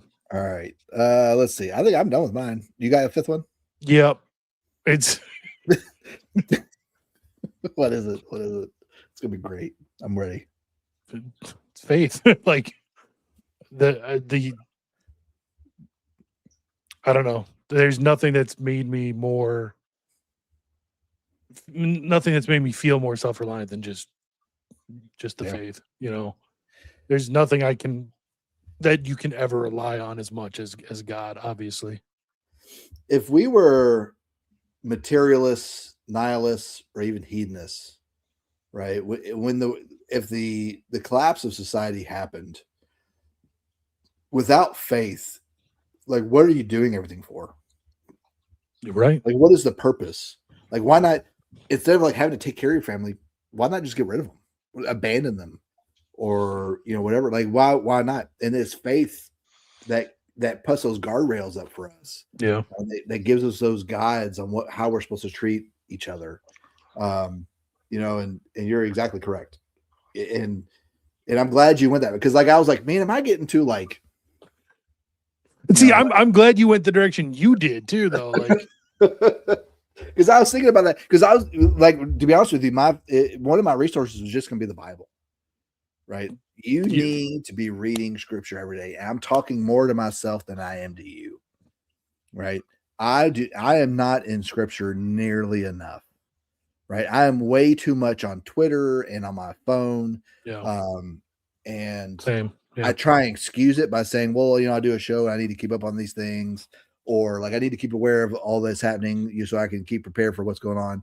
But I need to be spending way more time in God's word. And then as well, as the writings of the saints.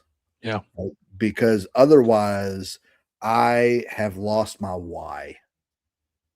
Right. And faith is what gives us that why we do what we do. So yeah, you're completely correct. And a good reason. Let me get it. Hold on. Woo.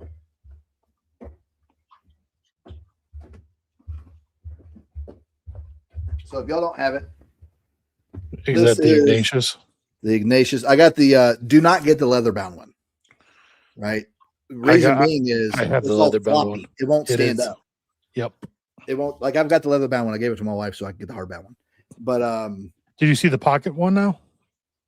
yeah, I can't believe that. But they just want me to spend more money. Is really all that is. But these are phenomenal. There's some things in here, right, that are a little too happy clappy, right? But mostly this is 99% good. That's because it's like 99% Scott Hahn. Yes, exactly. But to your point, we and if you need this, you can still beat someone to death with this too if you needed to, because this is about 8 pounds. Could also, and I'm not going to say you should, throw that thing in a chest rig and it'll stop a bullet. It would. It 100% would. Definitely it 9mm. It stop a few. Put that thing in your backpack and that's your back sappy. But yeah, it's having access to constantly reinforcing your why. Mm-hmm. And that's what scripture does for us. It allows us to, and like, again, I'm speaking more to myself. Like, I don't spend nearly enough time in it. This morning I woke up and I've been reading where is it? I think my wife will move stuff. And she's like, well, I'll put it up. Where you put it doesn't make any sense. You know, like, where'd you put it up? In the attic? Where is it, woman? I know. Like earlier today, like our kids were going crazy today. Just like weird stuff for no reason. She texted me. She's like, I need you to come in here and do some deliverance prayers because the kids are way off today. So I come in. I was like, all right, so I've got the leather bound copy of Deliverance Prayers by Father Ripperger. And you got a leather bound copy? Yeah, I got a leather bound copy. You ain't got a leather bound copy? I don't got a leather bound copy. Y'all know the guy. Y'all should get a copy. But every time I use it, the next time I go to try to find it, I can't find it. It takes me forever to find it. Right. And so I finally found it and I'm going through like the perimeter prayer and stuff. And I put it in and I'll go around and I'll sprinkle holy water, right? Because I try to do that once a month, just around the house. Because, you know, people come in and out, bring their demons with them, whatever. And they stay for a little bit because they like our house and it's nice and cozy. But, you know, just being caught up and being aware of the spiritual warfare we're going through and having the faith to lean on to be able to fight the battle. Yeah. I do need a deliverance one. In fact, I have a copy back here and it's just like the paperback one. And that's my reserve, right? If I can't find my leather bound one, I know where that one's at. Now I need a leather bound one. Oh, they're great. Leather bound deliverance. You know what the sad part is, Stephen? St. Anthony is my confirmation saint.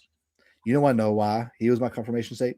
So when I was growing up in Louisville, Kentucky, and it was time for confirmation.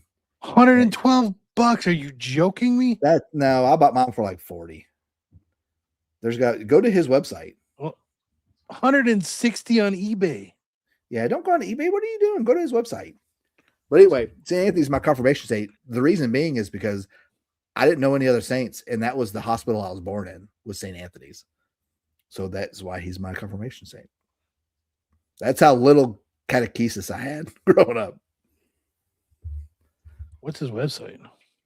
What is it? Census Traditionis. Traditionis Press, I think. Yeah. Yeah, there it is. Oh. There we go. Yeah, so catalog. Deliverance prayers. He's got let's see. Wonder if you go to that one if it has the leather body. Yeah, it's $50. I should order 10 of them and sell them for $160 on eBay, apparently. You should. Yeah. That's probably immoral, isn't it? Is it though? I don't know. You'd have to ask him. Yeah, I like how he's got his book Dominion, and then he sells a different book that's a summary of Dominion. I need the summary. I need the Cliff Notes of Dominion. Oh man. Yeah, he's got a lot of good ones on his website. Magisterial Authority is a really good one. I've heard that, yeah. Yeah. It's a good one to have.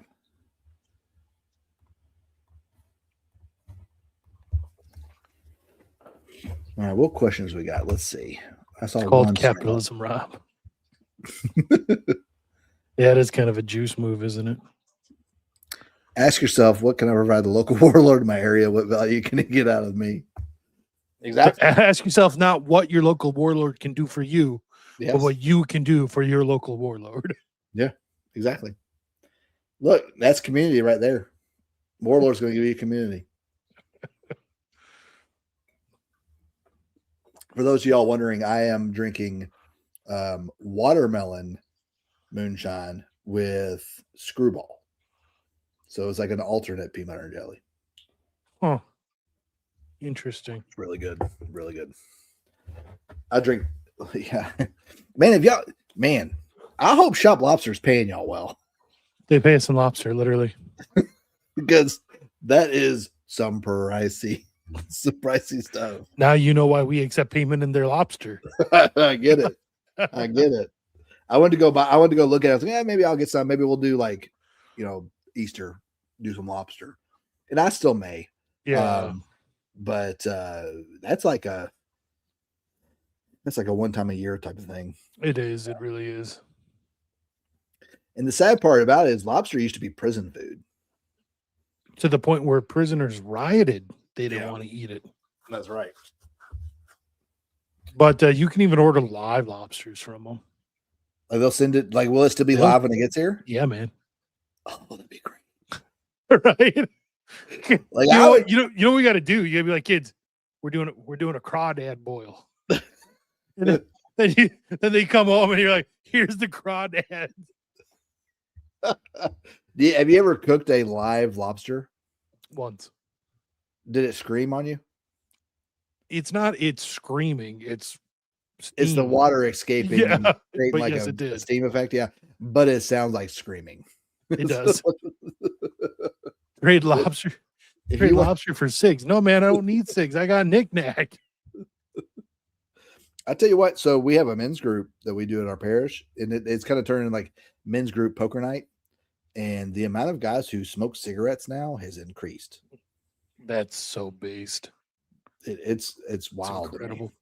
Like, hell, I mean, if you're going to die, you might as well smoke a cigarette on the way out. Man, I would get a lobster just so I would freak out my daughter's dog. Like, put it on the ground. It's like walking around, That would be funny. I just thought of what would happen. My daughter's dog is the most stubborn thing. That little white thing that I've showed y'all before. And it's the most stubborn. Like, I'll call it and it'll just look at me. And it won't come whatsoever. Now, my German Shepherds, they can't wait to be around me. I don't even have to say their whole name. I get one syllable out and they're running up and wanting me to pet them and everything. Her dog could care. Her dog is a cat, basically. Did you see there was an explosion at the Port Arthur oil refinery in Texas? Yeah, I just saw that. Oh, gas is going to get expensive, y'all. Those Tesla owners are laughing at us. Yeah, except all the electricity they put in their car is going to be used by AI. Yeah, there's that.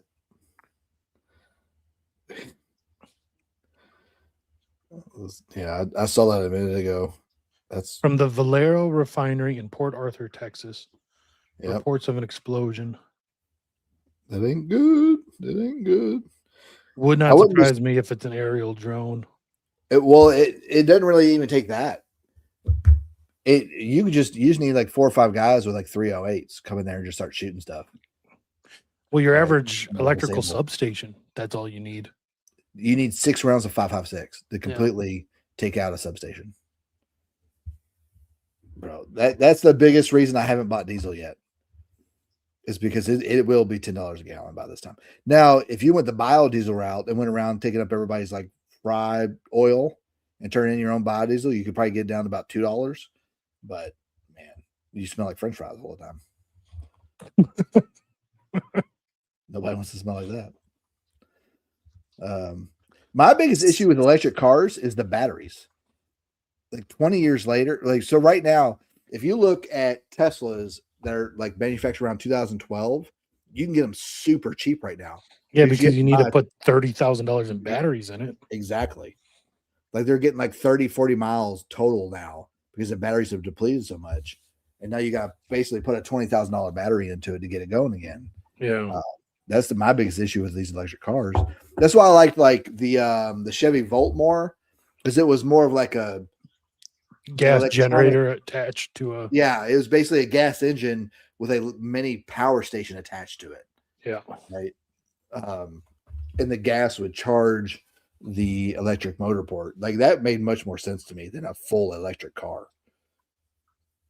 Gas here is still like $3.39 a gallon. It's about that where we're at. Do you know that how they make, so you have like 87 octane, 89 octane, and 93 or 93 or 91? Do you know how they make 92, depends on where you're at. do you know how they make 89? Oh. They just mix the two together to make the 89. They mix the 87 with the 91. Well, see where I'm at in most places in Minnesota, you'll have the 87, and then the 89 will actually be a little bit cheaper because the 87 is 10% ethanol. The 89 is 15% ethanol. Really? Yeah. We're not allowed to have anything more than 10% ethanol here. Lucky. And you can actually get ethanol-free gas here. One nice thing about where I live at in particular is we're so much of an area for boats and four-wheelers and snowmobiles that all the gas stations will have like the non-ethanol gas too. We have a lot, because I live on a lake and we have a lot of, because boats can't take ethanol right at all either. So like my zero-turn lawnmower, I only put ethanol-free gas in it, so it doesn't rust out real bad, because that's the problem with ethanol. It rusts the internal mechanisms of the engine real bad. Fiducia supplicans lets you bless electric cars. Only individually, not as a couple. Right. Yes, of course. Yes. Yeah. I want to make sure everybody was clear about that. That's how we get around the rules, because apparently Catholicism turned into Judaism. Basically. As long as it, on Fridays, if you just call it fish, it's still fish, even if it's a burger, right? Fish burger. Yeah. Ethanol is horrible for your car. I am so ready for Easter. I miss meat so much, man. So my kids, I forced a penance on them of no desserts whatsoever during Lent. Now they've gone to a birthday party, and I wasn't going to make them not eat birthday cake or whatever that day, but mostly it's been no desserts. And they cannot wait. Like, are we going to have nothing but cake on Easter? It's like, no, we're going to have a small, very moderate dessert, but we'll have dessert for 8 days in a row. Yeah. Right? Just be aware. We're going to have some ice cream and some cakes, and because my oldest daughter, she's 13 and she's really into baking right now. And she wants to make desserts so bad right now. And she's got a sweet tooth that'll, it's bad. But yeah, they can't wait. But it's going to make it that much better when they finally get it. Yeah, for sure. And they're really enjoying. They're not enjoying the going without, but they can she can't even look at pictures of cake right now because she wants them so bad. I think I might have to get a Wagyu brisket and smoke that thing for Easter. I don't know what we're doing on Easter yet. My in-laws won't come over because they're boomers, and that's what boomers do. They don't want to be around family on holidays. It's so weird, right? It is so, it's sad. It is honestly what it is. That Instagram post I sent you from Mark Driscoll. Yeah. 100% on the money. Yeah. 100%.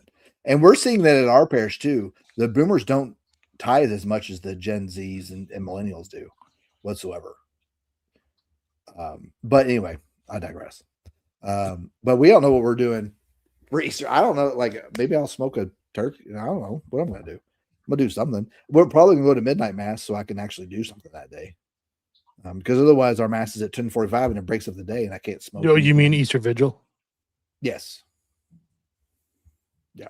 Exactly. Yeah, I don't know what we're gonna do for mass. I don't know if we'll go. I don't know what we'll do. I don't know if they even have an Easter Latin mass. You know, because it's done by a priest, by not that parish's priest. It's anyways, I don't know. I'll have to figure that out. That's the one benefit we have here. Like our priest is pretty good about doing that stuff, even though he's not like he was kind of drafted into doing Latin mass, but he's really taking it on. Yeah, he's done really well with it. Although sometimes when he reads the gospel in Latin, it takes forever because he's not a really good Latin reader, right? Yeah, but man, I give him a benefit of the doubt. Like he does his best, and he's a good priest. Probably on the spectrum, maybe I don't know, but I think he was an engineer, which maybe just like spectrum like. But he's a good priest, man. I like him. I like him a lot. But yeah, Easter is we're less than 2 weeks away, are we? Sunday was yeah, started Passion Tide, so yeah, we're less than 2 weeks away. It's gonna be a great Easter, guys.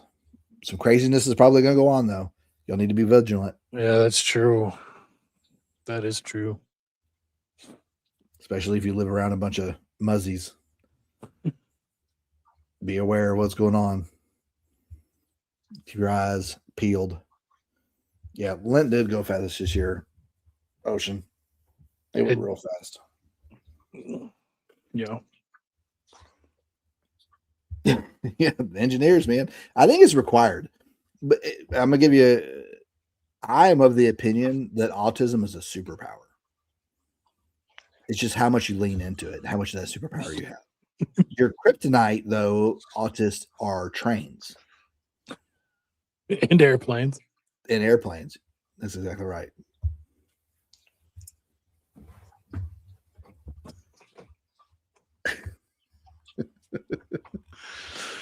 I was lucky enough to kind of get the guntism. It's semi-useful. It is. It is. And you can arm a small army. Right. You can buy a gun. You can't go out and buy a train. A real one, sure, you can get the model ones, but then you're just a 40-year-old with trains. It's not good. I bought it. So I retrofitted my 16-inch rifle, and I'm going to make it to my SPR. It's going to be my long-range rifle with a suppressor on it. I bought Kyber Optics. I bought a 3-18 scope for it. And so I've got to get a new buttstock on it because the buttstock I have on it isn't really good for long range. Yep. And I got to get a bipod. But I've got probably 1,000 rounds of 77 grain, which is what I'm going to learn because I'm not good at shooting long range, right? Like I could shoot 500 yards with like an ACOG or like a red dot. Right. Like I could hit a man-sized target, but hitting like a 5-inch target at 500 or 600 yards, I'm not practiced with that whatsoever. So I'm looking to get into that. So I retrofitted my rifle to do that. So we'll see how that goes. We've got a range here that I go to. I'm a member of that it goes out to 1,400 yards. I'm not hitting 1,400 yards with this thing. I'll probably hit 8 at max. But I'm gonna see how long how I can stretch that thing out.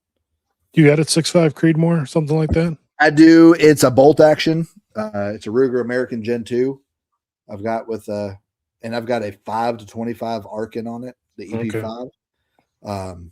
So I could probably hit 1,000 yards with that. Oh, it's a ranch. It's a ranch rifle, so it's only 18 inches. Yeah. I didn't want a shorter one because I can't. Where I'm at, the furthest I can see is probably 500 yards. Yeah, you're never. Yeah, so you're not out in the mountains or anything. Yeah. Even if I was in the mountains, like the mountains here are so forested that you can't shoot that far anyway. Yeah. So 500 yards is really probably the max. But like from my house to the drop to the where the driveway comes off the road is 115 yards. So and then probably 300 yards around my house is as far as I can see. And I could see over a hill into another pasture that's probably 500 yards, right? So I really don't need to be shooting at that, but I have the 6.5 Creedmoor just in case I do want to try to stretch it out to 1,000, see what I can do. We'll see. That's a skill that I've never practiced too much, other than hitting like a man-sized target at 500 yards. But yeah, 200 yards. 200 yard is the longest range we have around here. Is it? Yeah, and you'll never even get a. You might get a 200 yard shot down a straight road around here, but that's about it. You had me until the deep fried Twinkies. I gotta admit, I enjoyed boiled peanuts the one time I've been to. Boiled peanuts. 2 times I've been to your area of the country. Deep fried Twinkies. Twinkies are already a perfect item. You don't need to deep fry them. I'm not a fan. I gotta be anything honest. that has a 7-year shelf life has been perfected by God. It's 7 years.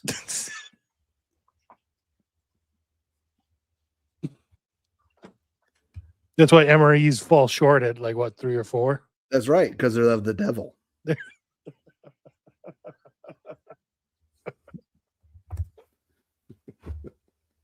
I ordered a case of the close combat assault rations, the new ones, right?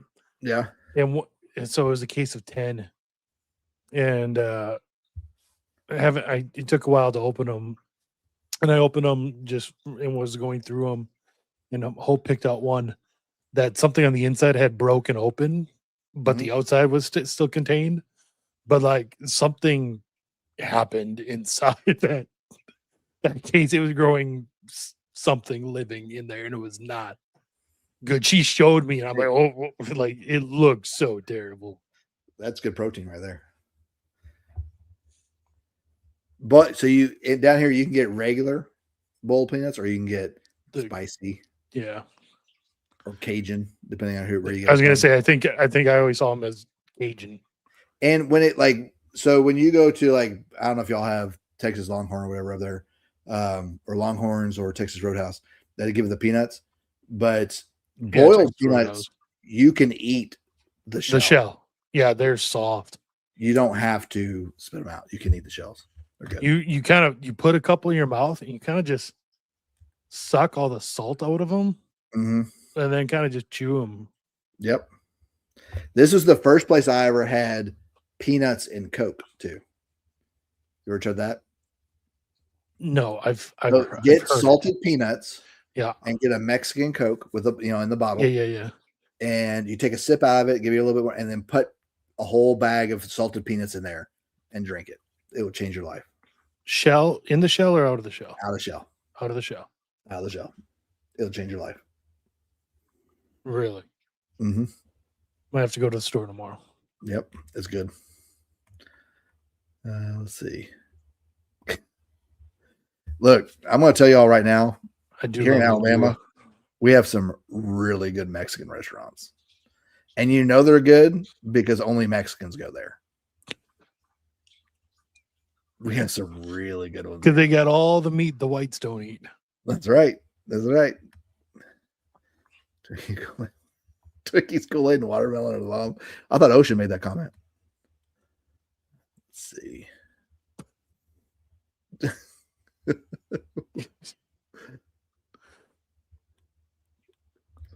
Boiled peanuts are really they're just literally boiled peanuts. They're boiled and it softens them up so you can eat them easier. Yeah. And then some of them they'll put like red pepper flakes or something in to make them spicier, or Cajun seasoning to make them spicy. I love spicy food. So they're not usually like super spicy. No, they're not. It's not that bad. Like, do y'all have Hattie B's up there? No. So Hattie B's down here. Yeah, boiled peanuts is like I don't know if it's a southern or more like an Appalachian sort of thing. we didn't have it in Kentucky. Growing up in Kentucky, we didn't have boiled peanuts. I never saw boiled peanuts till I moved to Georgia. I'm gonna say they're big And in then Georgia. Yeah, Georgia and Alabama is where I've seen them the most. East Tennessee has them too. Yeah. So I guess it is like a deep South thing, not so much a Southern thing, because there's a difference, right? South of the Mason-Dixon is Southern, but Kentucky is not deep South. No, Right? Alabama, Mississippi, Georgia, Georgia. South Carolina is deep South. Everything else is just Southern. There's a difference. All right, let's see. Do you have any other comments? Not Do really. you have BLM land up there?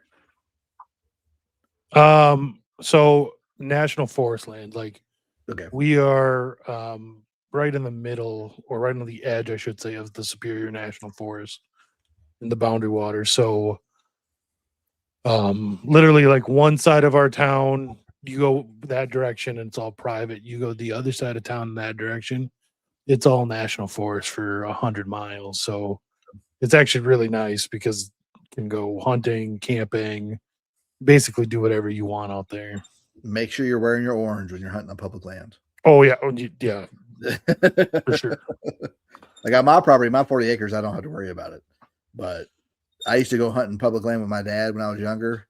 Like we were decked out. We were basically like safety cones walking around. Oh yeah, up here, apart from like bow hunters early in the season, you know, I mean, they still have to wear some orange, but I mean, up here, no one like, it's all just orange. There's no camo. You know what I mean? It's just all bright orange. The other BLM, Bureau of Land Management. Yeah, in Minnesota, you have to wear orange on private land too. Mm-hmm. Hey, y'all in the chat, say what how far you are away from your Latin Mass if you go to Latin Mass. 100 miles exactly. Yeah, I'm 40. I'm about 40 miles from mine. It's all highway for me to get there. That's why we're discussing whether we want to move closer or not. Plus, my 13-year-old, she's gonna be driving in about 3 years, and I don't want her driving on the highway that much. Yeah, you know that I'm kind of concerned about that as well. So we'll see what it is. I may not have an option. The world may end in 2029. You know, like so I may not be able to move. We'll see. Let's see. What else? All right. So for those of y'all that are not in the Telegram, get in the Telegram. The competition is going until the end of the month. So next Monday will be the last show before the competition's up. The competition right now is simple.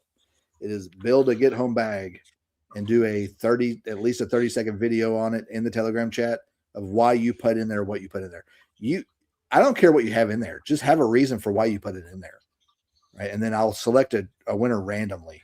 Right. It's not subjective here where I just pick somebody and they're the best. It's going to be random. As long as you make an entry, you are entered in. And the prize this month is a avoiding Babylon merchandise of your choice. One item. or it could ship you either nicotine, booze, or lobster, I guess. Who knows? Who knows? Who knows? Have you seen who is it? Sam did it? Yeah. Did it in Matten's lectionary?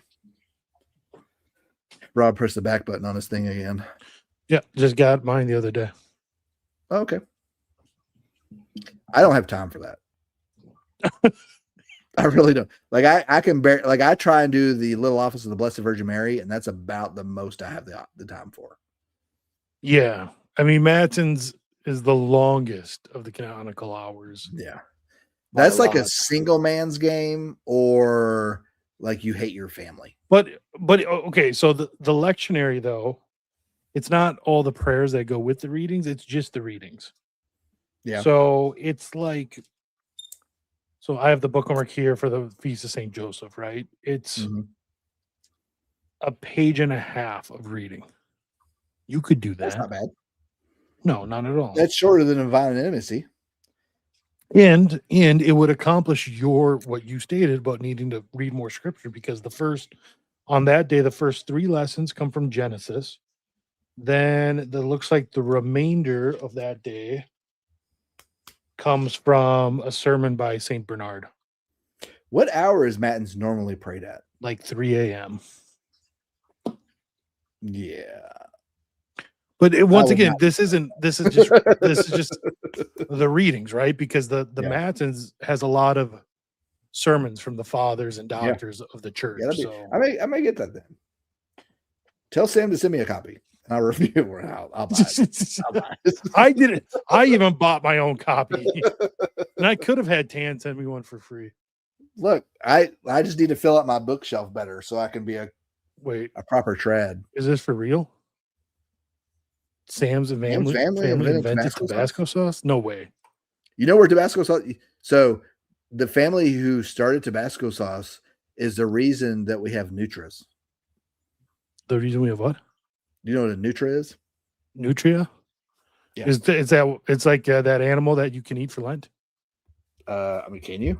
I think I think it's been declared by a local bishop. They're like a So- beaver almost, right? Kind of, yeah. So let's see. I think beaver, nutrias, and capybaras you can all eat for Lent.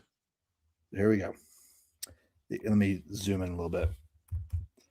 Nutria, also known as the coipu, is a large semi-aquatic rodent native to South America that has become an invasive species in many parts of the world.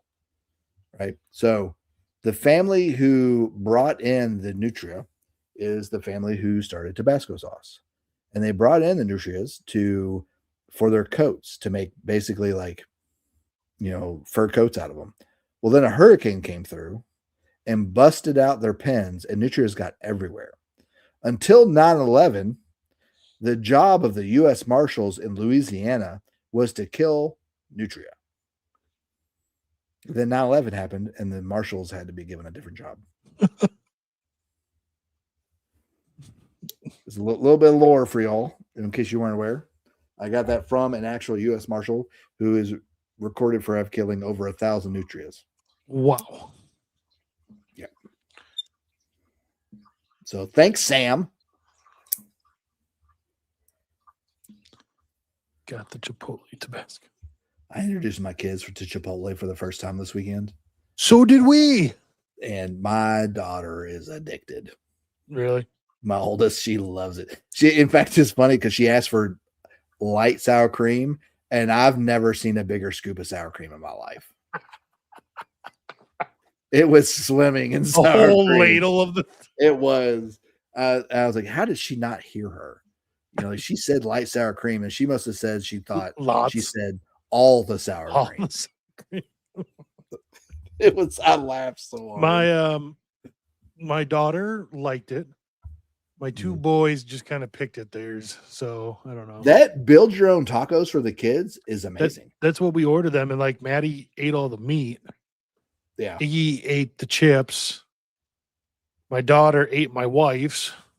Yep. My wife's ate mine. Mm-hmm. But yeah, so me and Hope had to get the sofritas.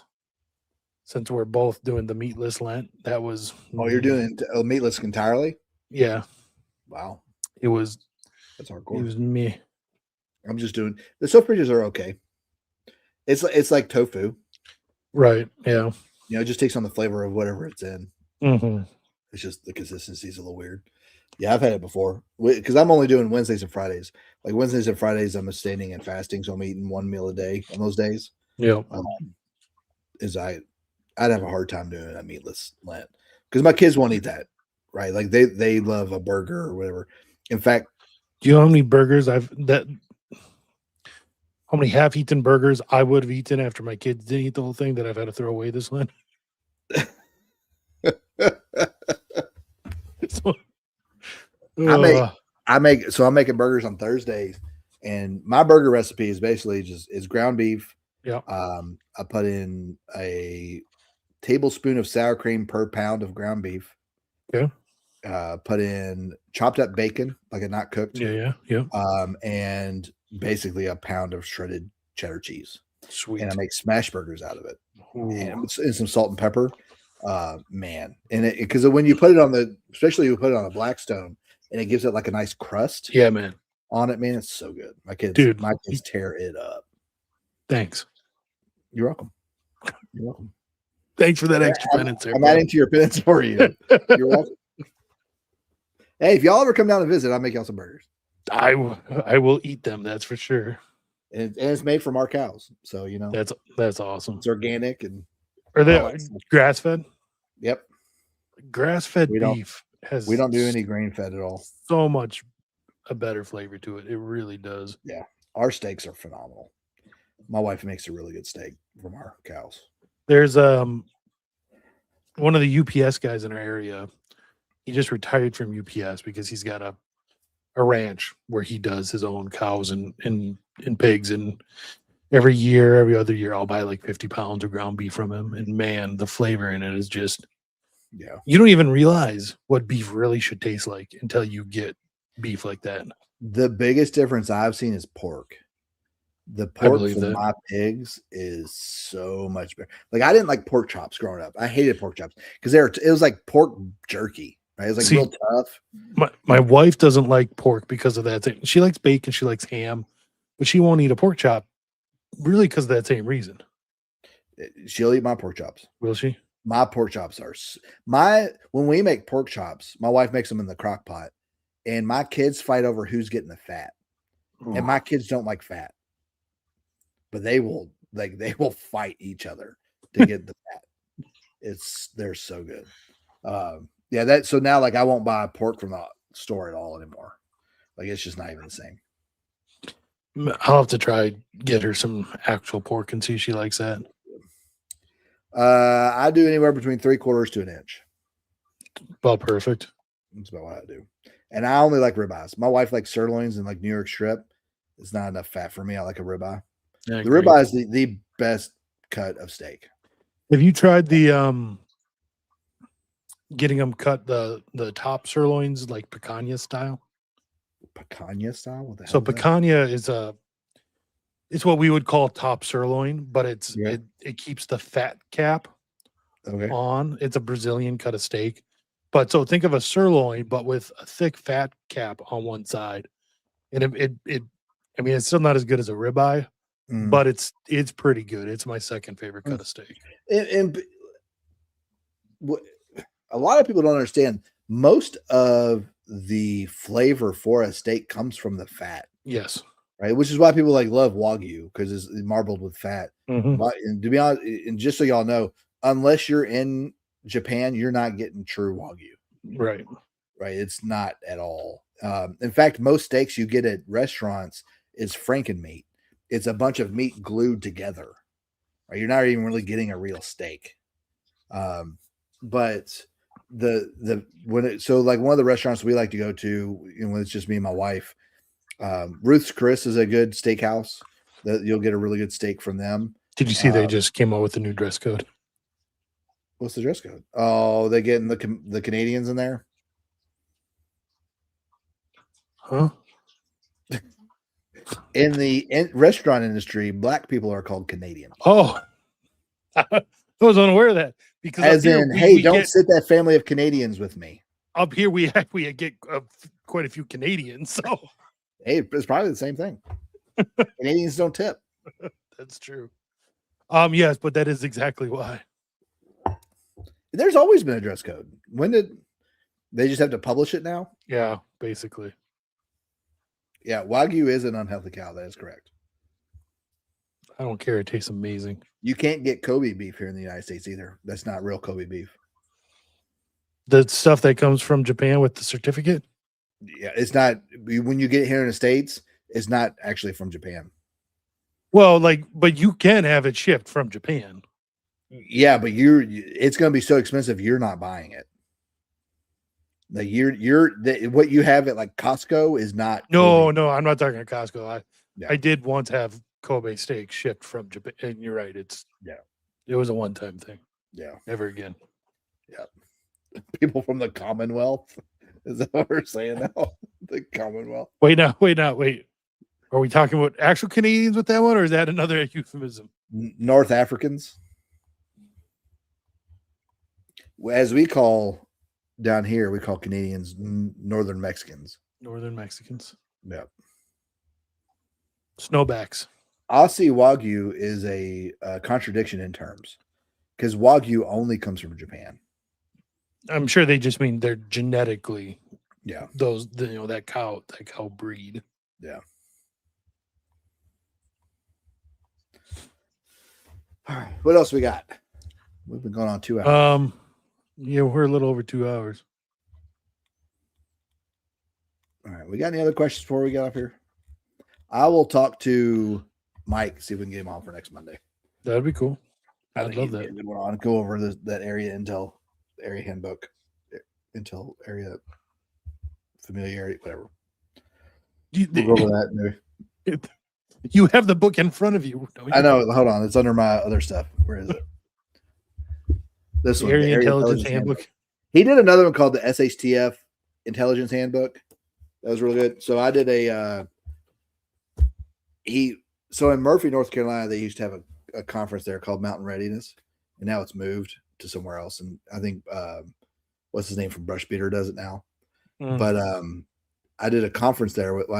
I manned his booth for him while he did a conference there, and he had a book called the SHTF Intelligence Book, and it was the precursor to this one. It was good. It wasn't as in depth as this one is, but yeah, he'd be good. I'll see if I can get him on Monday. I think everybody liked the show with Chris that you were taking a break. That's good. Did you watch that one yet? I haven't yet. No, I'll have to do that. It was a good one. We had a good time. I told Chris he needs to create that IFAC business, and I will promote it. He really should. Yeah, he really should. That way, do that because all they're really his wife and all his girls are like really great seamstresses. Like y'all could just create your own IFAC. Yeah, create your own little business and do it. Yeah, we could make the website. Yeah, all that. GNR approved IFACs. That's a good idea. Yes, I have chickens. I have about 60 laying hens right now. We've got about 15 or 20 that's going to replacing about 15 or 20 of ours right now that we got in the brooding box. And we have coonies as pigs because they don't root, they graze, so they're a lot easier. And plus, they're a lot more docile, so they're better with the kids. I don't have to worry about them trying to eat my kids. My kids go in there and feed them. Do you have a lot of the wild hogs in your area? I don't hear, no.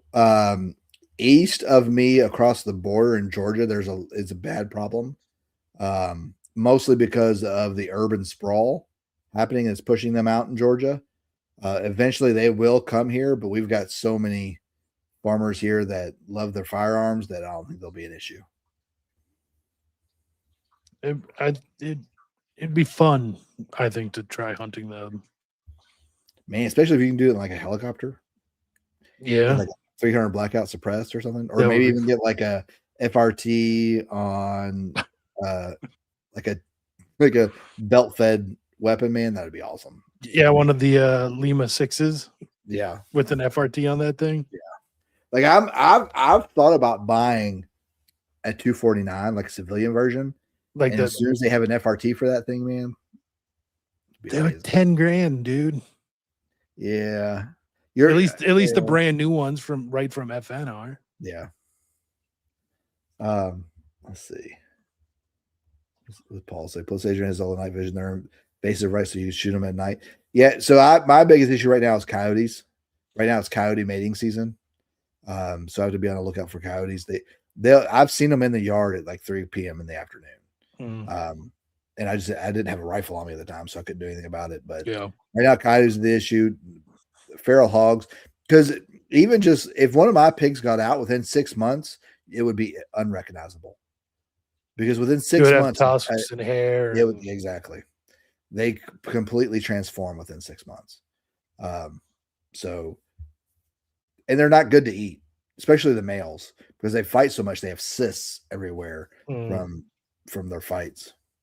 Any CCW bags, preferably one wear over the shoulder for daily carry. Are you, Miguel? I'm assuming you're a man. I mean, you could go with anything from like I carry. So this is I have an Eberly stock. yeah, this is my Eberly stock dirty trick, and it has a pouch. Let's see if I can show it on the camera better. There's a pouch in the back where I can keep a firearm in here. In fact, I have a magazine in here right now. It's got a little slot for a magazine, two magazines actually. So when if I would go somewhere I can't carry, I'll have it in my backpack. If I just, or like if I'm going to work and I'm not wearing like a suit, then I'll carry it in my backpack so it's not entirely visible. Otherwise, you can wear like a fanny pack. If you like fanny packs and you want to be gay, you can wear a fanny pack. Adrian says that, but both him and I do have one. I have a fanny pack. This I have an Eberly stock fade sling. Yeah. And you can carry it on the front like a crossbody. Yeah. Bag. Let me see if I can. Yeah. You can carry it on the back or along around the front, whatever you want to do. Any position. But that's one I have. Yeah. I mean, and just be aware when you're carrying off body like that, your draw time is going to be a lot slower. Mm-hmm. In fact, I just watched a video by Charlie Cox earlier today, who used to be the cameraman for Grand Thumb before Grand Thumb got found out that he was cheating on his wife with a bunch of other women. But he did a really good video today of drawing from a bag, an off-body bag, and how slow it is. And basically, he put the 21-foot roll into visible display, and it was super slow. He got to 30 feet, and he was still getting to the guy before they ever got it out. Just be aware of that. It's going to be you need to practice with it, because the issue they had was it kept getting hung up on the zipper. The zipper kept blocking up on them. What is the brand of my fanny pack? They make crossbody bags Mine's too. Eberly stock. I have an Eberly stock fanny pack, like the Bandito or something like that. I forget what my brand is. No, different guy, not the guy that plays Daredevil. I will tell you that as well. I grow meat chickens. I do Cornish cross. I was going to try the Red Rangers, but the cost difference on the 4 extra weeks of feed is not worth it. But I do Cornish cross, and everyone who has our chicken remarks how they've never had chicken that good before. Really? Yeah, it's an entirely different. My wife will bake it. She'll broil it, and she'll usually do 2 at a time. She'll do 2 whole chickens, and she'll season it with like basil and some other stuff.